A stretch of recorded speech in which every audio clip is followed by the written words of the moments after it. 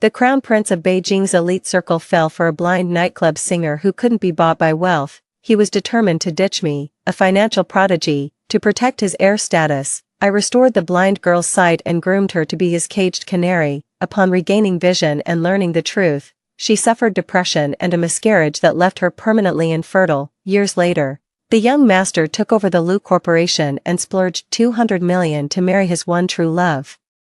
Meanwhile, he personally pushed me off the rooftop. He said, "Your life for our child's life. Now we're even." When I opened my eyes again, the crown prince spared no expense to marry the blind girl. Of course I chose to step aside. I was the Lu family's child bride. He was the financial prodigy groomed through the Lu family's exhaustive investments. This was common knowledge within our circles. Whoever marries me inherits the Lu family legacy. Yet fate had other plans. Lu Yu failed to grasp this truth. He publicly professed his love to a blind woman who performed in nightclubs but never sold her body. He recklessly splurged money just to bring a smile to the blind woman's face. He would tell anyone who would listen. Qian remains untainted by the filth around her. Her pure smile alone washes away all the worldly shrewdness clinging to me. Mengchu is too clever by half. Her eyes are always brimming with schemes. It's just so grubby. At 1001 hashtag, that's why he was so determined to cast me aside. He even went so far as to kneel before Chairman Liu, begging to marry Song Qian. I was utterly humiliated. When I opened my eyes, I found myself sitting in a nightclub VIP room. Flanking me were my close friends from the industry. Song Qian sat at the piano, her tear-filled eyes brimming with grievance and resentment as her fingers danced across the keys. How dare she perform in public with such mediocre skills? She's nowhere near as good as Chu. Lu Yu must be blind to fall for such a delicate little flower. By breaking off the engagement with you, he's essentially throwing away his inheritance to the Lu family fortune. I listened to my friends chatter in a daze. Song Qian finished playing her piece. She stood up, bowed to us in farewell, then felt for her white cane and made her way step by step toward the box door. With a click of the box door, Lu Yu pushed it open and entered. Song Qian lost her footing and tumbled off the stage. The fall immediately brought her to tears. Teardrops began falling one by one. Her pale face quivered, lips trembling faintly. Lu Yu happened to witness this scene, his handsome face tightening with a deep frown. He strode over to Song Qian, gathering her protectively in his arms with heartache evident in his eyes. Then, he swept his gaze across the group seated on the sofa. When his eyes landed on me, they unmistakably flashed with anger. "Mengchu, didn't I warn you to stay away from Qian? What do you think you're doing, ganging up on Qian with your friends?" I remained silent. My friend spoke up in my defense. "We were just here to have fun when she happened to be performing. She tripped over her own feet. How does that make us the bullies?" Lu Yu paid no heed to what others were saying. He only believed what he wanted to believe. Now his Qian was crying. At 1001 hashtag, someone had to take responsibility for this. Everyone seated here is from elite families, young mistresses and heirs of prominent circles. Each one is entangled in the intricate web of interests among these powerful clans. Yet I alone am just the Lu family's child bride, a girl raised to marry their son, nothing more than a loyal dog by Lu Yu's side. He confronted me as if it were his right. "Mengchu, come over here and apologize to Qian. In my past life, I did apologize." I stepped back and swallowed my pride. For the sake of Lu Yu and Song Qian, I even cast aside my self-respect. But what did it all come to in the end? Pushed off the rooftop by Lu Yu himself, shattered to pieces, I looked at Lu Yu and gave a faint smile, saying, "I was in the wrong today. I shouldn't have intruded on Miss Song's occasion." Lu Yu snorted coldly. "At least you know your place," I continued, "but a verbal apology is rather meaningless. Why don't I offer Miss Song a proper apology gift instead?" My friend seemed displeased and grabbed my arm to stop me. I reassured my friend and pulled out my phone. Then I promptly dialed Chairman Liu's number, addressing Lu Yu, Song Qian, and the assembled heirs of wealthy families with deliberate emphasis. "Chairman Liu, I've carefully considered your proposal. Since Lu Yu has no desire to marry me, let him be with Miss Song. The Lu Corporation's successor doesn't necessarily have to be him. I consent to marry your younger son Lu Jian instead. Let him be the designated heir." The words hung in the air. Silence fell over the private room. My friends were utterly stunned, almost wanting to give me a quiet round of applause. Lu Yu's face visibly paled. He even loosened his grip on Song Qian, leaving Song Qian without support. She nearly stumbled again. "Mengchu, what did you just say? You're going to marry Lu Jian, my uncle? I nodded gently, yes. To make way for you and Miss Song, I'm willing to step aside. How do you like this generous gift, young Master Lu? He froze completely, stammering, but the heir, I smiled. Surely you're aware, young Master Lu, that Chairman Lu publicly declared that whoever becomes my husband will be the heir to the Lu Corporation. Since you don't want to marry me, naturally the position of heir won't be yours. He gritted his teeth with fierce determination. The friends around him curled their lips in smug satisfaction. After all, our Choo-Choo is the nation's foremost female stock market prodigy. The Lu Corporation's current success owes much to Choo-Choo's substantial contributions. If Choo-Choo hadn't been determined to repay Chairman Lu's upbringing, the Lu Corporation would have been hers long ago. Congratulations, young Master Lu, you finally won the beauty's heart. Don't forget to send the wedding invitation when the celebration comes. I wonder what dowry the Lu family will offer to marry this Miss Song, a woman who rose from the nightclub scene untainted, physically challenged yet strong-willed. With that, my friends gathered around me and we left the private room. The moment the private room door closed, we all heard the violent shattering of glasses and bottles from inside the room, along with a woman's terrified sobbing. Lu Yu used to treat you like dirt. Cutting ties with him completely is for the best. Lu Yu actually thought we hung out with you because of his influence. Today we finally showed him who's really in charge. Even Chairman Lu shows you the utmost respect. Who does Lu Yu think he is? We only tolerated Lu Yu out of respect for you. Now we don't have to pretend around him anymore. Tell him to get lost and stay far away from us. News of me breaking off the engagement with Lu Yu spread like wildfire through our social circle. It's widely acknowledged that Lu Yu is no longer the heir to the Lu Group. This stripped Lu Yu of the privileges he once enjoyed under the halo of being the Lu Group's successor. His card spending limits were imposed. The seasonal new releases he pre-ordered were no longer prioritized for him. His access to the VIP elevator at Lu Corporation has been revoked. He's begun to notice the disparity in his daily life, from clothing and meals to transportation and accommodations. Can you believe it? I saw Lu Yu waiting in line with a queue ticket at Cherie today. This is the same arrogant young master of the Lu family we used to know. Lu Yu got removed from the Equestrian Club's group chat because he couldn't afford the annual membership fee. Remember how Lu Yu custom ordered that handcrafted piano for the blind girl? Well, the piano's ready now.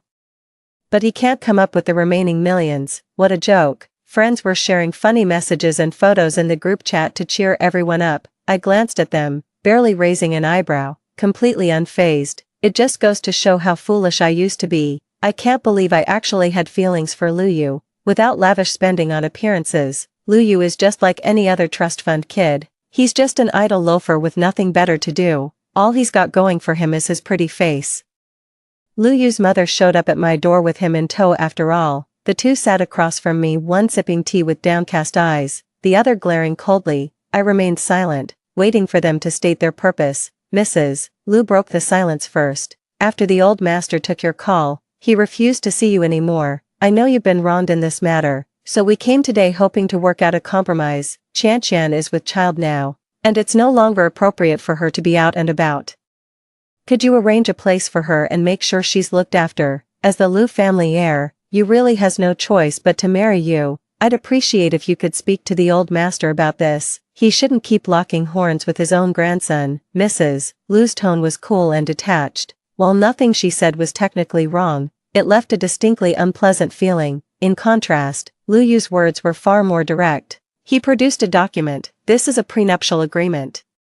We'll have our assets notarized so when I divorce you, you won't get a single cent from the Lu family fortune. Furthermore, ours will be a marriage in name only. You need to inform Chan and make her believe she's the only one in my heart. Once I become the successor to the Lu family empire, you must immediately withdraw from the company, disappear from mine and Chan's lives, and go abroad. After signing this contract, you'll also need to find renowned specialists who can treat Chan's eye condition. I'll marry you only after her eyesight is restored. I looked at the predatory contract in my hands and retorted, what exactly do I get out of signing this? They froze in surprise. I pressed further. What exactly would I gain from marrying you, Lu Yu? Their brows furrowed. I let out a dry laugh. Marry you, make you the heir, hand over all the money, cars, and properties to you.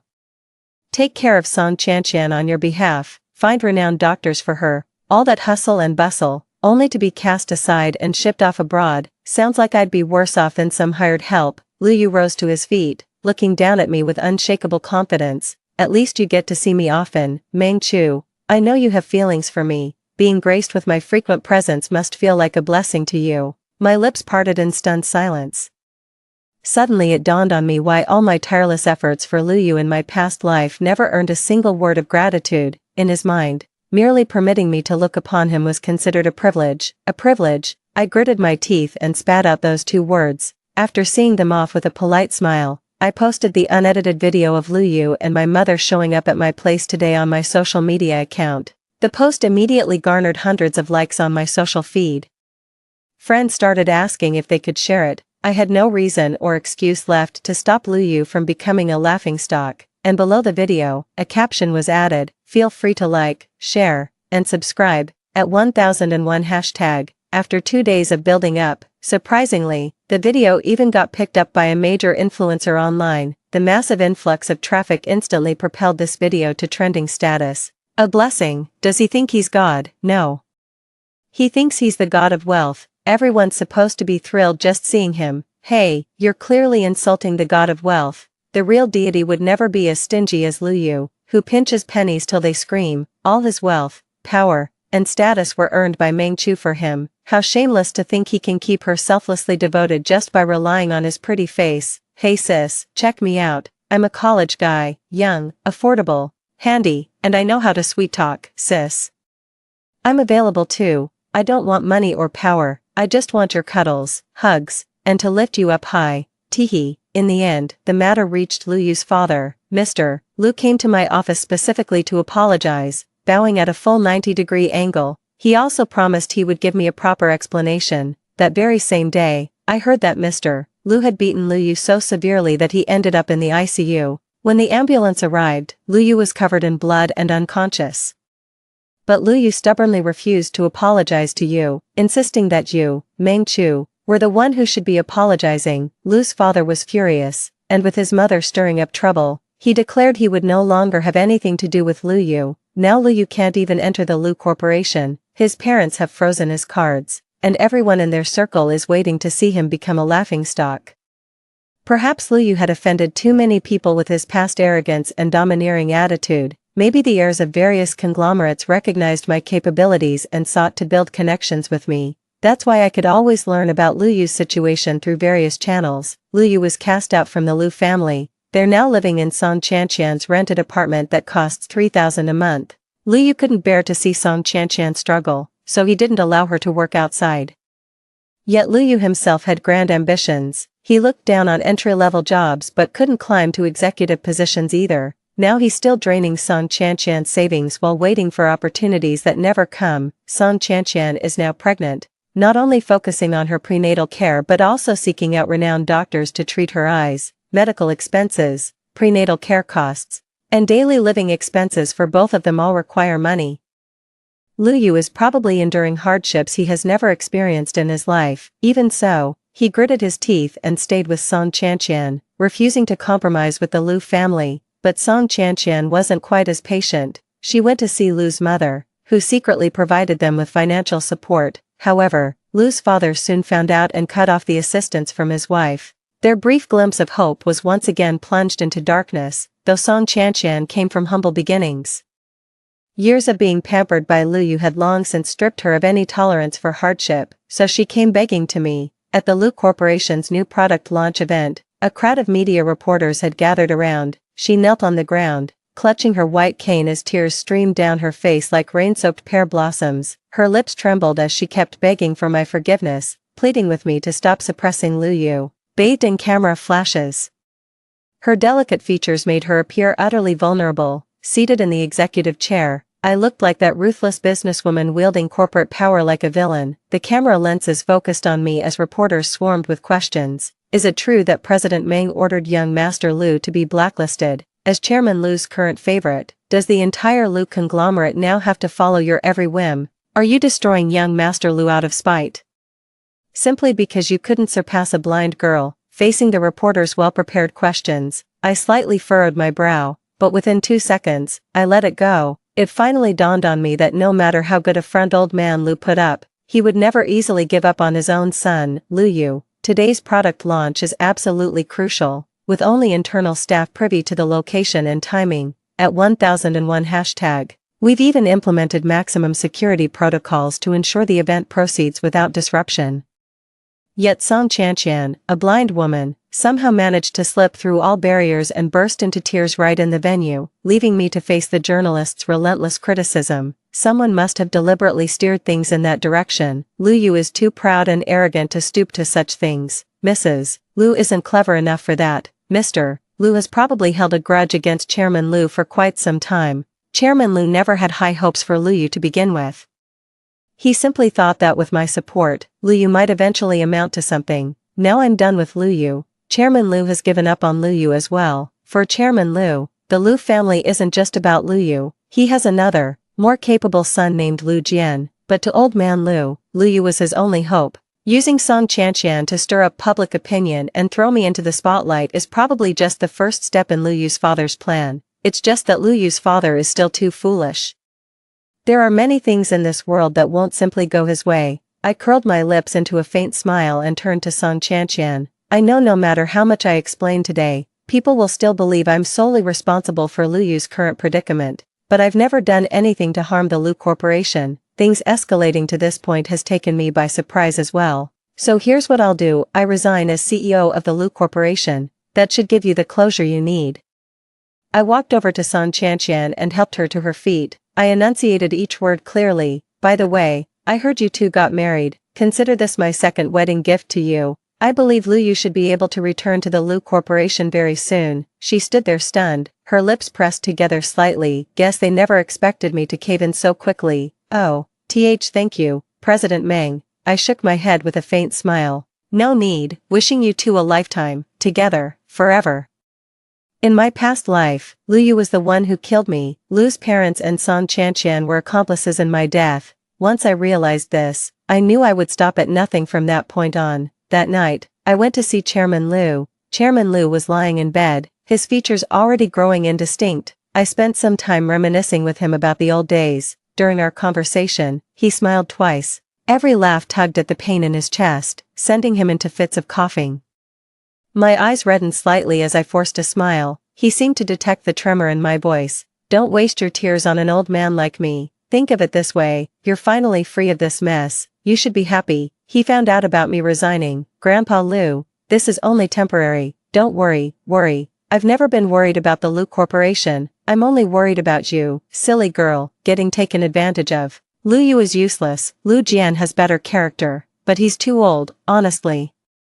None of them are good enough for you. Thinking about how this elderly man before me would soon pass away, tears welled in my eyes as I pretended to be amused. Wait for Chairman Lu to fall asleep. I'm getting ready to leave the Lu residence. But as soon as I stood up, I saw a tall figure standing at the door. It was Lu Jian. He's back. I froze for a moment. Then saw his well-defined hand pull open the door as he gestured for me to enter. We descended the stairs one after the other.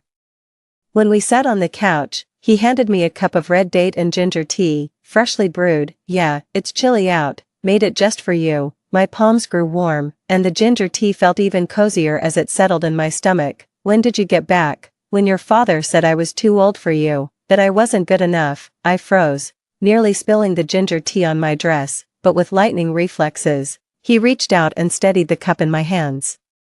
Some scalding liquid splashed onto the back of his hand, leaving an angry red mark instantly. I immediately had someone bring the burn ointment. The nanny tried to apply it for him, but he kept his hands to himself, staring intently at me. It was that very gaze, the same one that had remained fixed on my tombstone long after my death in my previous life. My cheeks flushed as I took the burn ointment and settled beside him. Let me see your hand, he complied without hesitation, staring at his hand. Fragmented memories from after my death came flooding back. He was the one who claimed my body, he was the one who arranged my funeral, and again, it was him who alerted the police, leading them to identify Lu Yu as the murderer. But by then, Lu Yu had already risen to a position of immense power. For Lu Jian to take down Lu Yu was as difficult as scaling the heavens. So he threw caution to the wind and made the most perilous move, a mutual destruction where jade and stone would perish together. As he dragged Lu Yu into the sea of flames, he was smiling. A single tear fell onto the back of Lu Jian's hand, his brow furrowed slightly. I sniffled and asked him, "When did you start having feelings for me?" He paused, his soft voice gradually drifting into my ears. "From the very first day the old master brought you back to the Lu family." I was only 10 years old at the time, of course, he was just 16 himself. I looked at him in surprise as he continued, "But you always preferred playing with Lu Yu over me." Memories came flooding back to me. 16-year-old Lu Jian asked me, "Why don't you like playing with me?" I replied with an innocent expression, "You're a big kid, I'm a little kid. Little kids only play with other little kids." The old man was right. I've grown somewhat old, and I'm not worthy of you. I wasn't worthy of you before, and I'm still not worthy now. But that Lu Yu guy isn't good enough for you either. Stop hanging out with him, come have fun with me instead. I can totally pull off acting cute. His expression remained completely blank, only a pair of slightly reddened eyes struggled to suppress that overwhelming possessiveness. I was startled, and the ointment in my hand fell to the ground. He lowered his gaze, his thin lips pressed together. When he spoke again, his voice was deep and hoarse, the corners of his eyes crimson. "I don't care what you say, you already promised your father you'd marry me. I went through all that prayer and fasting just to make this happen. You can't back out now." That was the same day, the old butler who had served by Lu Jian's side for over a decade told me, the reason Lu Jian fingered those prayer beads daily was simply to pray for me. In the past, he asked Buddha for my health and happiness. Now he asks Buddha for my hand in marriage. Lu Yu returned to the Lu Corporation and took over my position. Everyone in the circle is watching and waiting. No one has taken the initiative to befriend Lu Yu. He simply dismissed them as snobs and couldn't be bothered to associate with them. He was engrossed in rooting out those, my informants, within the organization, department head, team manager, project technology. Amid sweeping reforms, everyone in the company felt their position was at risk.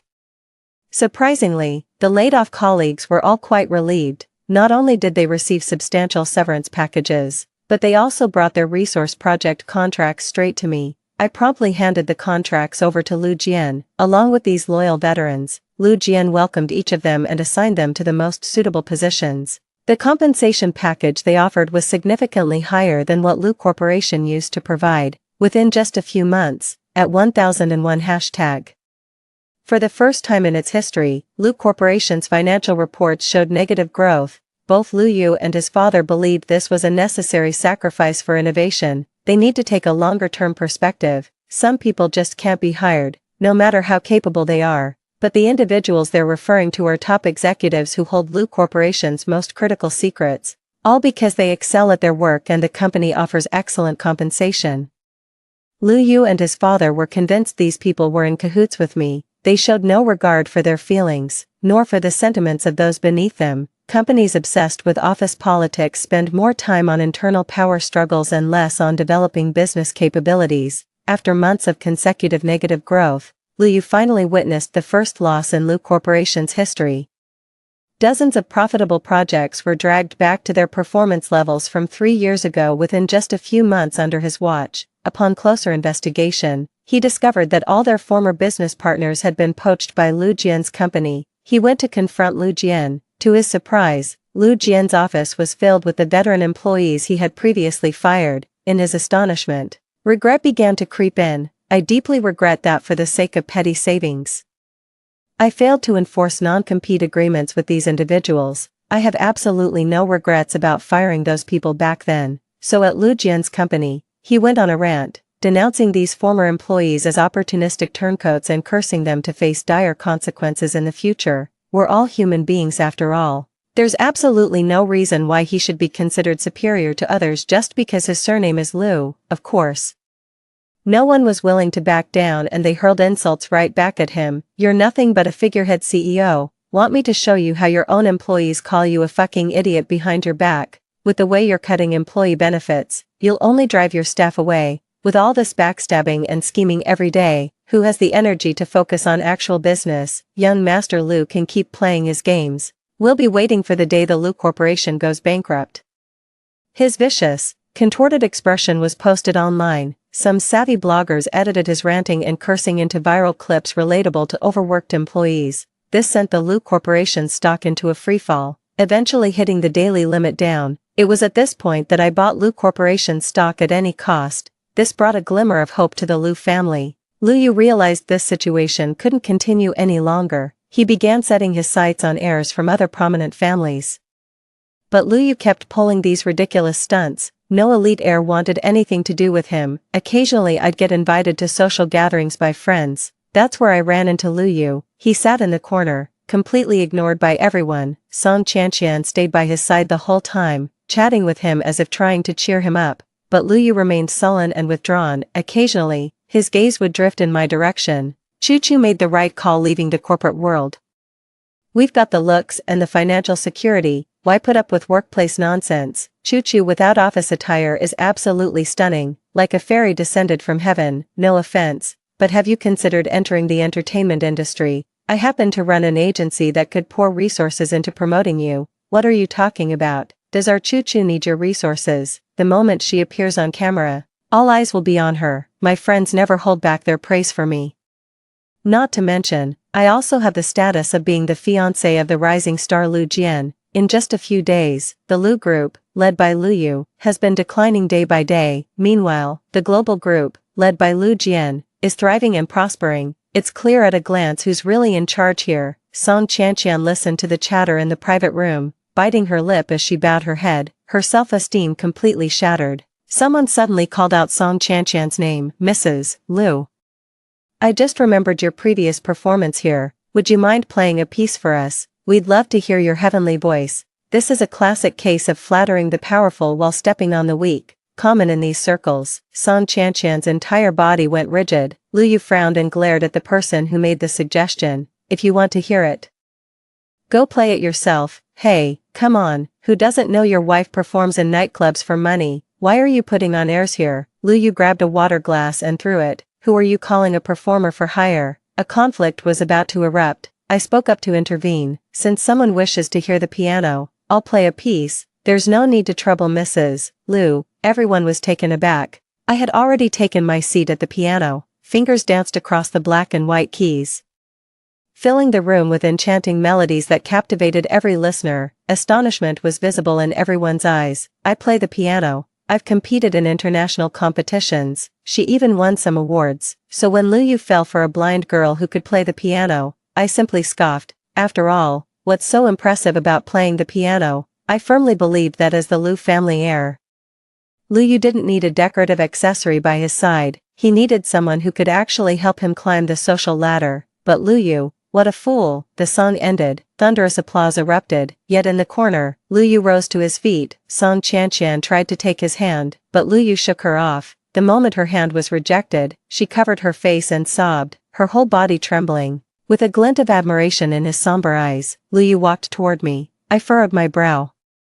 There was a time when I loved it most when he looked at me like that. Now, it just makes me sick. Just then, a figure entered from the doorway and pulled me into an embrace. It's Lu Jian. I knew it was you playing the moment I heard the music. What a shame I arrived too late to witness your performance in person. A crisp fragrance drifted into my senses. I smiled faintly and said, no worries, buy me a piano, and I'll play for you anytime at home. Lu Jian said tenderly, you promised. I want to hear it right now, a friend teased. Come on, President Lu. No need to be like this. Ever since Chu became your fiancé, we hardly get to see her. We just managed to meet up, and you're already taking her away. Lu Jian smiled faintly and said, truly, a moment apart from Chu feels like 3 years. The friends whistled, and the whistles directed attention to Lu Yu, who was standing nearby. Mr. Lu, are you worried someone might steal Chu away from you? Lu Yu's expression darkened. Lu Jian chuckled lightly. Chu knows her boundaries. She's not interested in married men, let alone second-hand goods. She's well aware I've stayed faithful to her all these years. Stayed faithful. So the reason you've never dated anyone is because of Chu. Wow. With a faint smile, Lu Jian tacitly agreed. My face flushed with embarrassment. All right now, aren't you ashamed of yourself? Lu Jian took my hand. Let's go take a look at the zither. He led me away from that place. But we had barely stepped out, when another figure emerged behind us. It was Lu Yu. Following behind Lu Yu was Song Chanqian, weeping as she stumbled around disoriented. Song Chanqian bumped into a wall, fell to the ground, and cried even more bitterly, but Lu Yu only frowned tightly. refusing to spare even a single glance in Song Chanqian's direction. I need to talk to Chu Chu, Lu Yu said. Lu Jian narrowed his eyes. Chu Chu, since when are you on such familiar terms?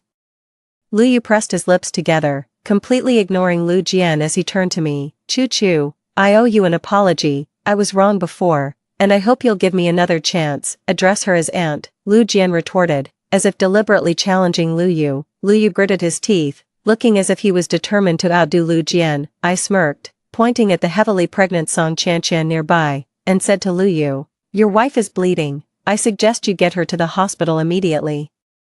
It was at that moment, Lu Yu finally noticed the pool of bright red blood beneath Song Chanqian. Song Chanqian's water broke. Lu Yu frowned and impatiently dialed for an ambulance. Meanwhile, Lu Jian pulled me into an empty private room. Before I knew it, he pinned me against the wall, his lips brushed against my ear. A tingling sensation spread through my entire body. I could sense a subtle danger emanating from this man. Stay away from Lu Yu. His tone was full of command. I was displeased.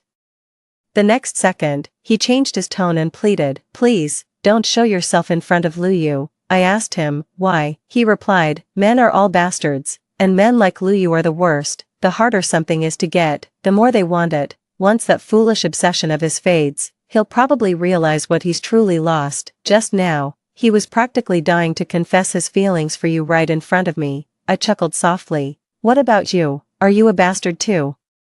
Would you lose interest once you've gotten what you wanted? At 1001 hashtag, he nibbled on my earlobe, gently sipping. Then, in a low, husky voice, came the words, I'm not cheap. My fingers wove through his dark hair. With playful teasing, I asked, didn't you just say you've been saving yourself for me? He paused. I tugged at his collar, pressing my lips to his skin. Mind if I take a look at your jade-like neck? A blush spread across his cheeks, his eyes burned crimson. Lids lowering over his gaze, shirt buttons went flying everywhere, a few even hit me in the face. When my hand brushed against his waist, I was startled too. The size was quite astonishing. In a fleeting moment, a faint stir outside the door, the wail of an ambulance, the sound of a crowd surging out. Amid the fading clamor, Lu Yu's voice persisted, calling my name over and over, lost in sweetness. I was swept away by the kisses, so much so that when the private room door swung open, I was completely caught off guard. It was Lu Jian who draped clothing over me, shielding me from the view outside. Outside the door, Lu Yu's eyes widened in disbelief. You're actually together. Lu Yu was being ridiculous. What's so strange about me being with my fiancé, Meng Chu? You clearly love me the most. How could you be with my uncle? Lu Yu's shriek was unsettling. He seemed intent on barging in to ruin Lu Jian's moment. Good thing Lu Jian had some training. After settling me on the sofa, he knocked Lu Yu to the ground in just a few moves, but that wasn't enough for him. As he carried me away, he spat at Lu Yu with particular venom. What a piece of work, what a fool I was. We never appreciate what we have until it's gone. Regret only comes after loss. Song Chanqian gave birth to a baby boy. The boy was born with a congenital eye condition. Although the doctor explained the condition wasn't necessarily inherited from the mother, yet Mr. and Mrs. Lu, along with Lu Yu, placed the entire blame on Song Chanqian. Due to her blindness, she could never manage to care for the child on her own. Fearing that Song Chanqian's constant weeping would bring bad luck to the child, Lu's mother simply forbade her from seeing the baby. This only made Song Chanqian cry even more intensely. She wept at home. She wept at work. She even broke down in tears right in front of reporters and the media. This caused the Lu Corporation's stock, which had just started to recover, to plummet again. Seizing the opportunity, I bought up a significant amount of shares, making me the largest shareholder of the Lu Corporation. Lu Jian often asks me when I plan to make my move. I always say there's no rush. He can't wait to see Lu Yu fail. But my concern is Chairman Lu. The elderly man doesn't have much time left as it is. Hearing about such major changes at Lu Corporation would likely only hasten his passing. I just never expected it. My inaction actually hastened Chairman Lu's passing. That scoundrel Lu Yu, seeing the Lu Group struggling to make ends meet, tried to force the sale of the company and all its subsidiaries. Fortunately, Lu Jian caught wind of it in time. Otherwise, Chairman Lu's lifelong work would be completely destroyed. Lu Yu was ousted by the board of directors, as the majority shareholder. I returned to the Lu Group's board and regained control of the company. As the Lu Group's stock prices soared, my marriage to Lu Jian was finalized. He covered the entire city with red roses for me. He booked every available drone in the city to perform an aerial marriage proposal for me. Amidst the blessings of the whole city, I stepped into the wedding car and entered the church. Old Master Lu passed away on my wedding night. The following day, Lu Jian held a funeral for the late Mr. Lu.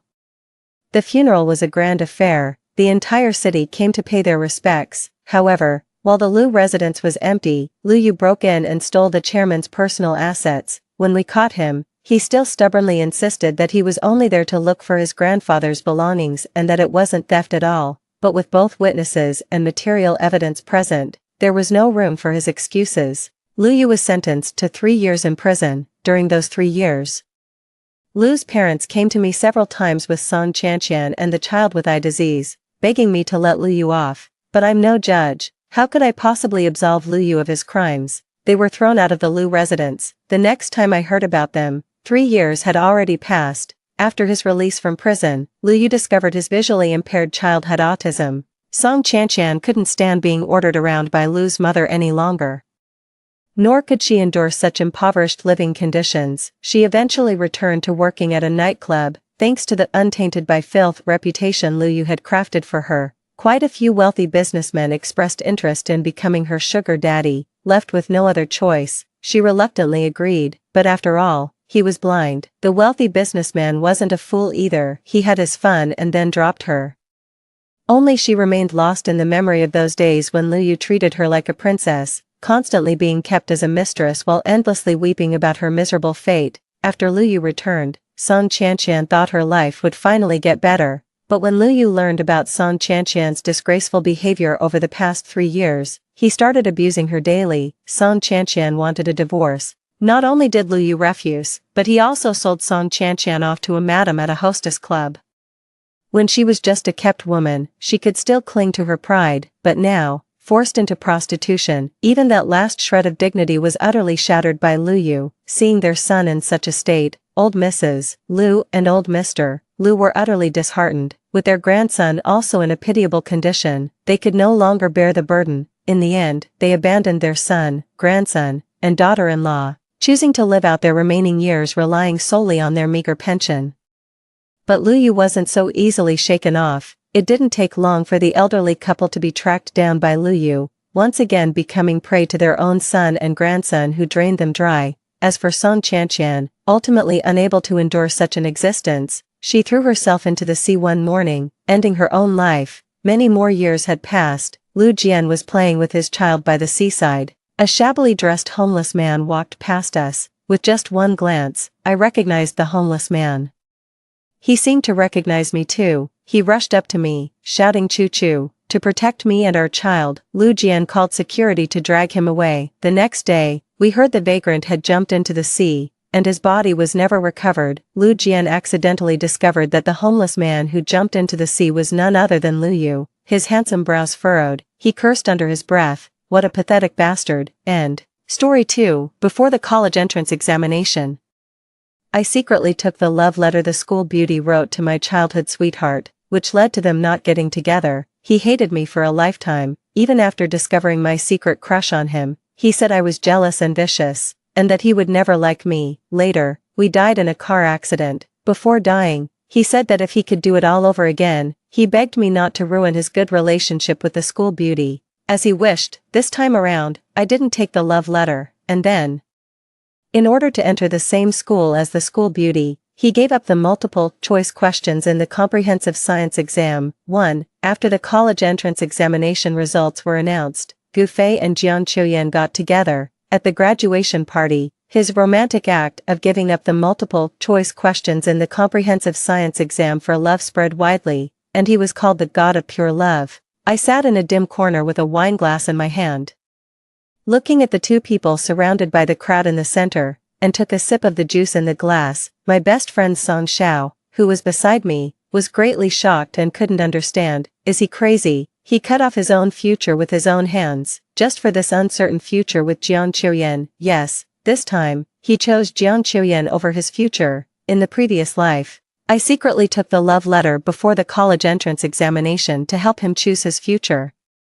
But what I got was his hatred for a lifetime. Even after discovering my secret crush on him, he said to me with extreme disgust, "Wen Qian, I'm not interested in jealous and vicious people, your love makes me sick." In fact, I didn't hide the love letter from him. Instead, I returned it to him on the night after the college entrance examination, but when he took the love letter to find Jiang Qiuyan, what he got was a rejection. "Gu Fei, our grades are so different.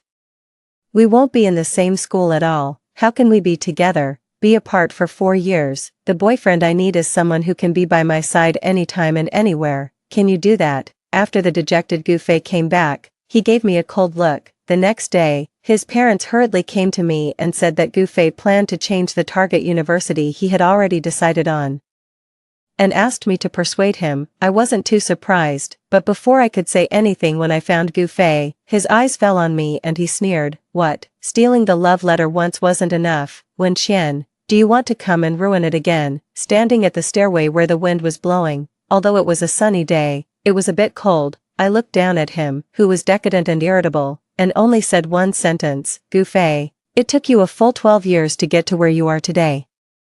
In the end, under the threat of his parents with their lives, Gu Fei gave up changing his volunteer, and he still didn't get to be with Jiang Qiuyan. Since then, I became the chief culprit who prevented him from being with Jiang Qiuyan and the target of his venting whenever he felt frustrated thinking about it. Until the last moment of his life, he was still resentful of me. In the bloody and pungent car, he begged hoarsely, "If I could do it all over again, Wen Qian, please don't think you know best and interfere to ruin our fate." So after being reborn, as he wished, I didn't take the love letter before the college entrance examination. Gu Fei smoothly saw the love letter, saw that Jiang Qiuyan said she liked him too, but was worried that the gap was too big and they couldn't make it together, so she hadn't responded for a long time.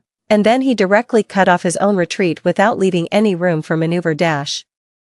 He gave up the multiple-choice questions in the comprehensive science exam. He scored more than 100 points less than in the previous life. Finally, he successfully narrowed the gap with Jiang Qiuyan and got together with her. After several rounds of drinking, someone suddenly mentioned me, with a tone of emotion. At first, I thought Wen Qian would be the one to be with Gu Fei. After all, the two are childhood sweethearts and evenly matched, but Gu Fei immediately refuted it himself. Probably worried that Jiang Qiuyan would misunderstand, he said distantly, "Just ordinary friends who have known each other since childhood." I smiled silently and silently recited these 4 words: "Ordinary friends, too." But Gu Fei was right. We really have known each other since childhood. From the start of school to high school graduation, we were always in the same class, apart from my parents. The person who spent the most time with me was probably Gu Fei. I've seen him stay up all night to solve a problem, and he's seen me in a miserable state of still taking an exam with a fever of 40 degrees. No one knows better than us how much effort is needed behind the top 3 rankings that everyone says come so easily. On the day we entered high school with the first and second highest scores in the city, Gu Fei pointed to the first 2 photos on the honor roll of the college entrance examination on the publicity board and asked me, "In 3 years, it will be us here, Wen Qian, do you have confidence?" Behind the young man was the setting sun's glow on a summer evening, rich and gorgeous. In my ears was the ear-piercing cicada chirping, full of vitality. I held my books and looked at him sideways. "Gu Fei, it's a deal." At that time, what we saw in each other's eyes was all the longing for the future, the desire for our ideals, and the determination to succeed. But soon, there was Jiang Qiuyan in Gu Fei's eyes. During that high school period when most students were slaving away for their dreams, Jiang Qiuyan was uniquely beautiful. At the cultural festival not long after the start of school, Jiang Qiuyan, wearing a white dress, stood in the center of the stage, like a bright moon falling. The hazy halo blurred everything around her. Only she alone entered the eyes of everyone present. After that night, Jiang Qiuyan's name spread throughout every class and became the white moonlight in the hearts of many teenagers. Gu Fei was one of them. The first time I noticed something was wrong was when he came back from delivering test papers for the math teacher to the next class. He sat in his seat with a slightly red earlobe. The test paper in front of him remained there for 4 evening self-study sessions, but he only wrote one question on the draft paper filled with dense calculation formulas. 3 inappropriate words appeared: Jiang Qiuyan. Although he drew many horizontal lines over them with a pen, it couldn't cover the traces at all. Later, I heard that when he went to deliver the test papers, Jiang Qiuyan from the next class flirted with him. she accidentally bumped into Gu Fei's arms and hugged him while playing around with her friends, and Gu Fei, who was hugged, was stunned for a moment and then only said with a straight face, "Be careful." Jiang Chuyan just looked at him and smiled, "Sorry, top student, oh, and you're really handsome." Suddenly, there was a burst of hubbub around. Gu Fei, who had always been calm, reserved, and never showed his emotions, was flustered. Gu Fei and I were somewhat similar in character to a certain extent. We were rational and clear-headed, as calm as warm water, while Jiang Chuyan was emotional and passionate, like an effervescent tablet thrown into warm water. And it was a beautiful effervescent tablet, so I wasn't surprised at all that Gu Fei was attracted to her. Just like in many idol dramas and novels, the personalities of the male and female protagonists are contrasting, and it is always publicized that people are attracted to those who are different from themselves. There are so many examples, such as the domineering president and the Cinderella, the top student and the underachiever, or the aloof flower and the warm little sun. At that time, I thought that even if Gu Fei was tempted, he should still understand what was most important, but he, who had always been calm, composed, and sensible, still rebelled for Jiang Chuyan once. 3. I actually didn't know how he got familiar with Jiang Chuyan. After all, being trapped in the heavy schoolwork every day left me with no time to spare. The most I talked to him about were the solutions to this problem, the answers to that problem, or whether we were ready for this exam. When I realized that he and Jiang Chuyan were getting closer and closer, Jiang Chuyan was already calling him bookworm and top student very skillfully, and Gu Fei's reaction clearly showed that he was already used to it. I started to notice that Gu Fei would leave for half an hour every noon to teach Jiang Chuyan problems, and he would suddenly have something to do every weekend morning to participate in the small gatherings organized by Jiang Chuyan.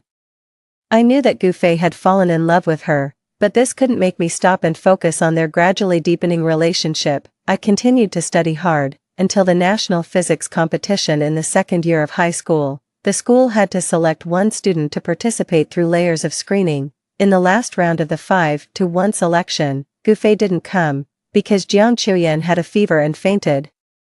After sending her to the hospital, at her request, Gu Fei chose to stay and accompany her in the hospital for the whole afternoon. I don't know how to describe my feelings at that time. I only remember that when I ran to the hospital to find him, all my emotions finally turned into a puzzled cry. Gu Fei, he leaned against the hospital corridor, with a calm expression, and only said one sentence. "I've lived a rule-abiding life for so many years, I always have to rebel once, right?"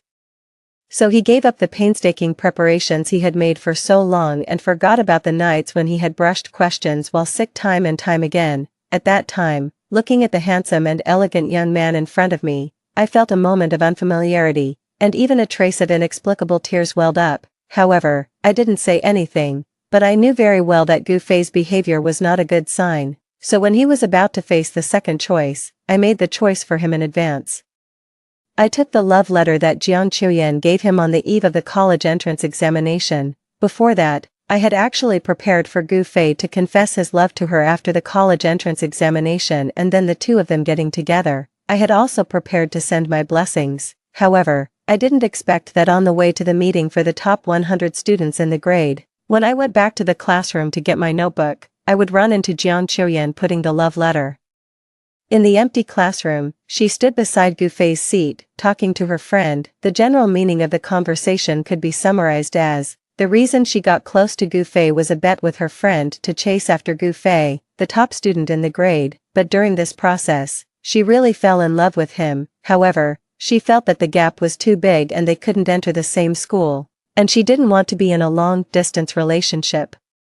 So even though she knew Gu Fei liked her, she always emphasized that the two of them were just classmates. Writing the love letter was to show her hope of going to the same university as him and also her intention to be with him. Before, I could be certain that Gu Fei would never give up his future for anything or anyone, but at that moment, I wasn't sure. To prevent that 1% possibility, after they left, I went in and took the love letter. Countless times after that, when facing Gu Fei's sarcasm, I would repeatedly think about whether I was wrong back then. Once I tried to communicate with him calmly. "Gu Fei, even if you had seen it in advance, what could you have done? Were you really going to give up your future just to be with her?"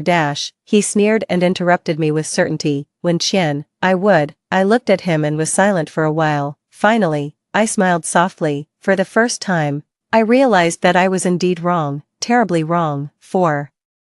As the party was coming to an end, Jiang Qiuyan, holding Gu Fei's arm, walked up to me and raised her glass to me with a beaming smile. Wen Qian, you've accompanied Gu Fei for 18 years, no matter how ordinary the relationship is, it's different from others, so, you will also bless us, right? I looked at the young man beside her, wearing a black t-shirt with a relaxed expression, and smiled and politely corrected her statement. I didn't accompany Gu Fei for 18 years. We just happened to be on the same road and walked together for 18 years. In the future, we won't be on the same road anymore. There are already so many people blessing you for happiness and a good life today, you don't need one more from me. I wish you a bright future. I was sincere. After all, we all came from ordinary families, after years of hard study, who wasn't striving for a good future, in the previous life. After Gu Fei entered a top-tier university, he became the favorite student of the most prestigious professor in the physics department. He got to know a group of respected teachers and made countless like-minded friends. With the best resources in the country, he advanced with high spirits in his favorite physics research. The name Gu Fei repeatedly appeared in academic journals, and his figure could be seen talking eloquently at research conferences. His future was bright. The only regret was probably Jiang Qiuyan. His former white moonlight, that was his obsession for a lifetime. At occasional class reunions, when people mentioned her, it was always about who she was with, who she broke up with, or which rich second generation had confessed to her with a large amount of money. The last time I heard news about her was during the spring festival. She was going to get married. That night, Gu Fei drank himself drunk with his friends. When he came back, he knocked on my door, coincidentally. My parents were not at home. As soon as I opened the door, he rushed in and taunted me with a fierce look. Wen Qian, you must be very happy now, right? She's getting married, are you satisfied? I stood quietly beside the sofa and listened to him vent. Then I poured him a glass of warm water. Drink some water. He didn't take it. In fact, after so many years, I was also tired, looking at his appearance as he gradually fell asleep after being overly emotional.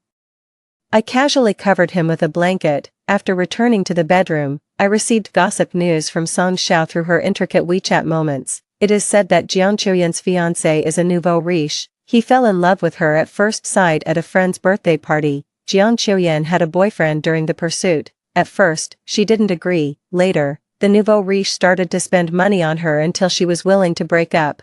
I looked down at it in silence. Suddenly, I really wanted to know what the final outcome would be if Gu Fei had really given up his future for Jiang Qiuyan back then. Originally, I thought I would never know the direction of the other choice. Unexpectedly, I would go back to the past and everything would start over. Gu Fei finally got what he wished for. Looking at the two people who had returned to the center of the crowd and were being coaxed to kiss, I finished the juice in my glass and then turned around and left.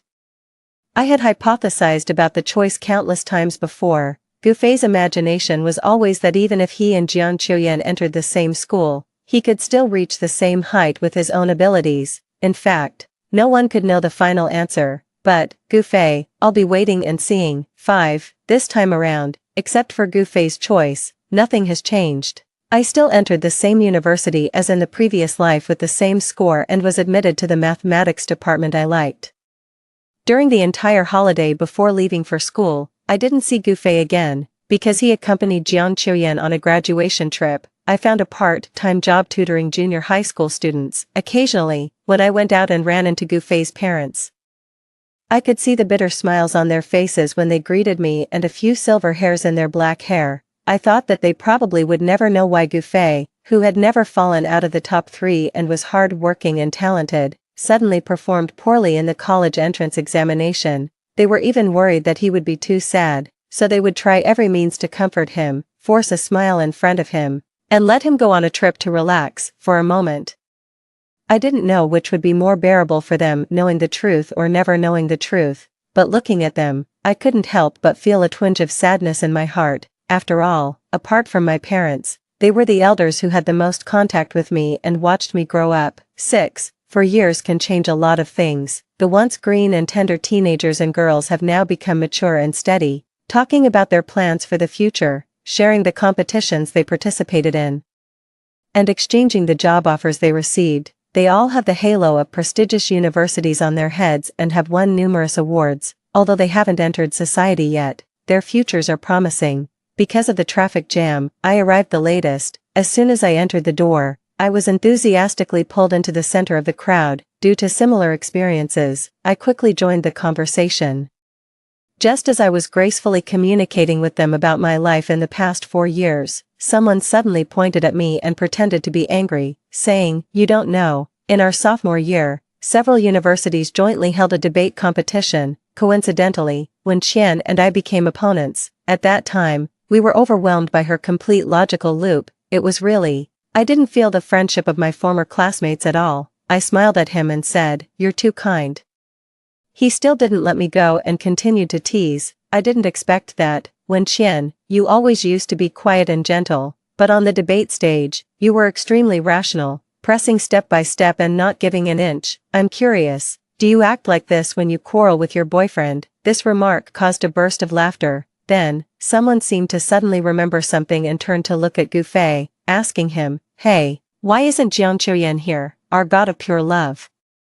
Didn't the school beauty come with you?" It was only then that I saw Gu Fei, who had been sitting in the corner of the private room without speaking. Like the others, he had also changed a lot. The humility and confidence in his eyes in the past had now completely dissipated. How should I put it? Although he was still quiet and reserved, sitting here now, he seemed a bit out of place. It was as if he was an ignored outsider. Those teenagers who had once enviously called him the god of pure love had now become young people who had received better resources and seen a bigger world. When this topic was brought up again, there seemed to be a somewhat subtle feeling. There was a faint hint of mockery and a sense of watching a joke in everyone's words. After all, he used to be the most powerful among these people. Now he didn't even have a topic to participate in the discussion. Song Xiao held a wine glass and sighed softly behind me. Sure enough, reality is reality, different from idol dramas. For years after a frame in an idol drama, perhaps the male protagonist would achieve great success after a counter-attack, but in reality, Gu Fei now was neither more handsome nor more successful. He was no match for anyone present. After all, a person's success cannot be completely attributed to their own efforts, platform, resources, connections, talent, opportunities. Environment. Each of these is an essential condition, so the Gu Fei who was once famous in the physics world was now almost unknown. I wasn't surprised. Gu Fei, who was suddenly asked, was stunned for a few seconds and then looked at me. His Adam's apple rolled up and down, and he said in a very calm tone, "We broke up, 7, a few days after the party. My best friend Song Xiao came to share with me the gossip she had heard about Gu Fei and Jiang Chuyan, shortly after they entered the university." Under Jiang Chuyan's training, Gu Fei not only mastered the skills of taking pictures, retouching pictures, and choosing lipsticks, but also fought with other boys for Jiang Chuyan. I remembered that during that time, I indeed saw on WeChat moments that Gu Fei, who used to only occasionally forward physics-related information, would post some photos or videos of Jiang Chuyan every 2 or 3 days. At that time, I thought that true love could really change a person. However, when the passionate love period ended and they entered the plain water period, Gu Fei began to be busy with his professional courses, and Jiang Chuyan met more people in various activities. The two of them would occasionally have differences of opinion due to some disagreements. Jiang Chuyan disliked that Gu Fei didn't have time to accompany her because of the competition and frequently asked Gu Fei, who was concentrating on preparing for the competition, to accompany her out. And Gu Fei didn't understand the first cup of milk tea in autumn that Jiang Chuyan needed. He didn't understand why that particular cup of milk tea, which could be bought every day, had a different sense of ceremony. The minor disagreements that were not serious but accumulated more and more. The final result was a cold war. The more Song Xiao talked, the more excited she became, with a somewhat cold and indignant tone. Once upon a time, what was the truth and love in that so-called true love?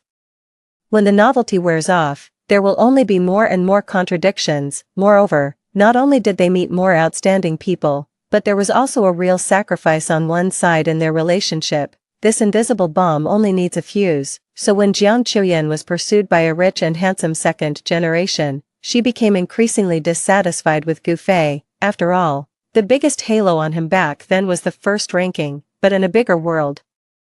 Grades were no longer the only criterion for measurement. Regarding the gradually fading relationship and Jiang Chuyan's subtle dislike, Gufei finally couldn't help but mention that he gave up the multiple-choice questions in the comprehensive science exam for her in the college entrance examination, but what he got was just a taunt from Jiang Chuyan. For me, Gufei, that was your own choice, wasn't it? Don't blame me for the result of your choice just because you're not satisfied. When it came to this, the relationship was completely torn apart. Soon, the two broke up, and Jiang Chuyan seamlessly connected with the rich second generation. So far, a love story with the labels of school beauty, top student, and giving up scores and full of legendary colors came to an end. I casually flipped through the magazine and lazily responded to Song Jiao's passionate speech. Oh, really? She was quiet for a few seconds and then suddenly sighed faintly. To be honest, as a friend who was in the same class as him for 6 years, I'm really disappointed and regretful for him. Even if he had taken the exam seriously and made a choice when filling out the college entrance examination application after the scores came out, did he really have to cut off all his retreats? I really want to know if he regrets his choice now.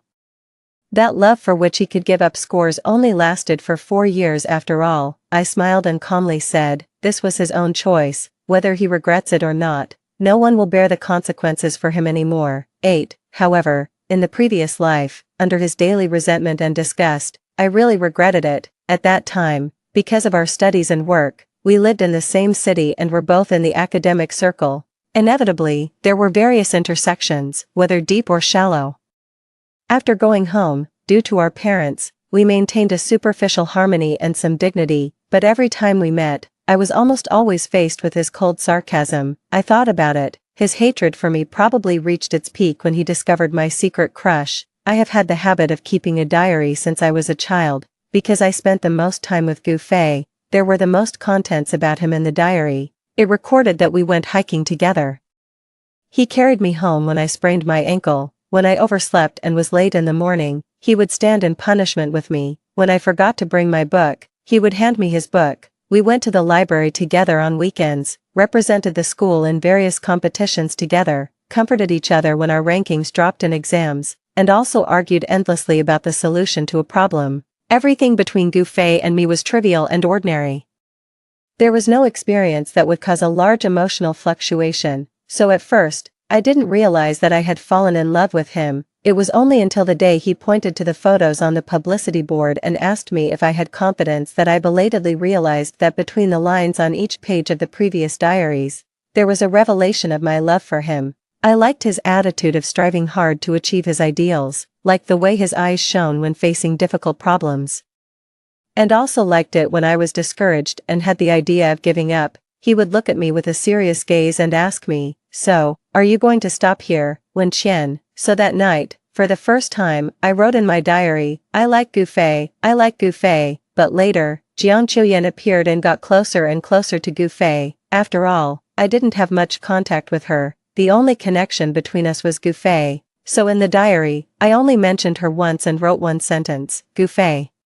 He likes Jiang Chuyan. After that, because of the love letter incident, the relationship between Gufei and me became more and more tense. Every argument was consuming my love, just as the heartbeat that started without knowing when. The end also had no source. I originally thought that the secret crush on him would never be known. I didn't expect that he would see my diary when my dad called him to help install the newly bought bookshelf. To this day, I can still clearly remember the mocking look in his eyes when he held up the diary and looked at me. He asked me coldly, "You like me, right?" I looked at the diary in his hand, was silent for a moment, and then frankly admitted, "Yes, I used to." Probably my overly calm appearance was a bit irritating to him. He suddenly threw the diary at me forcefully and angrily questioned, "So you had to take that love letter?" The hard cover page scratched across my cheek, and it hurt a bit. At this moment, I suddenly realized that in fact, I no longer liked him. Facing the diary that was casually thrown down by him and contained my past heartbeats, I wasn't sad at all. I just picked up the diary that had fallen on the ground, wiped it,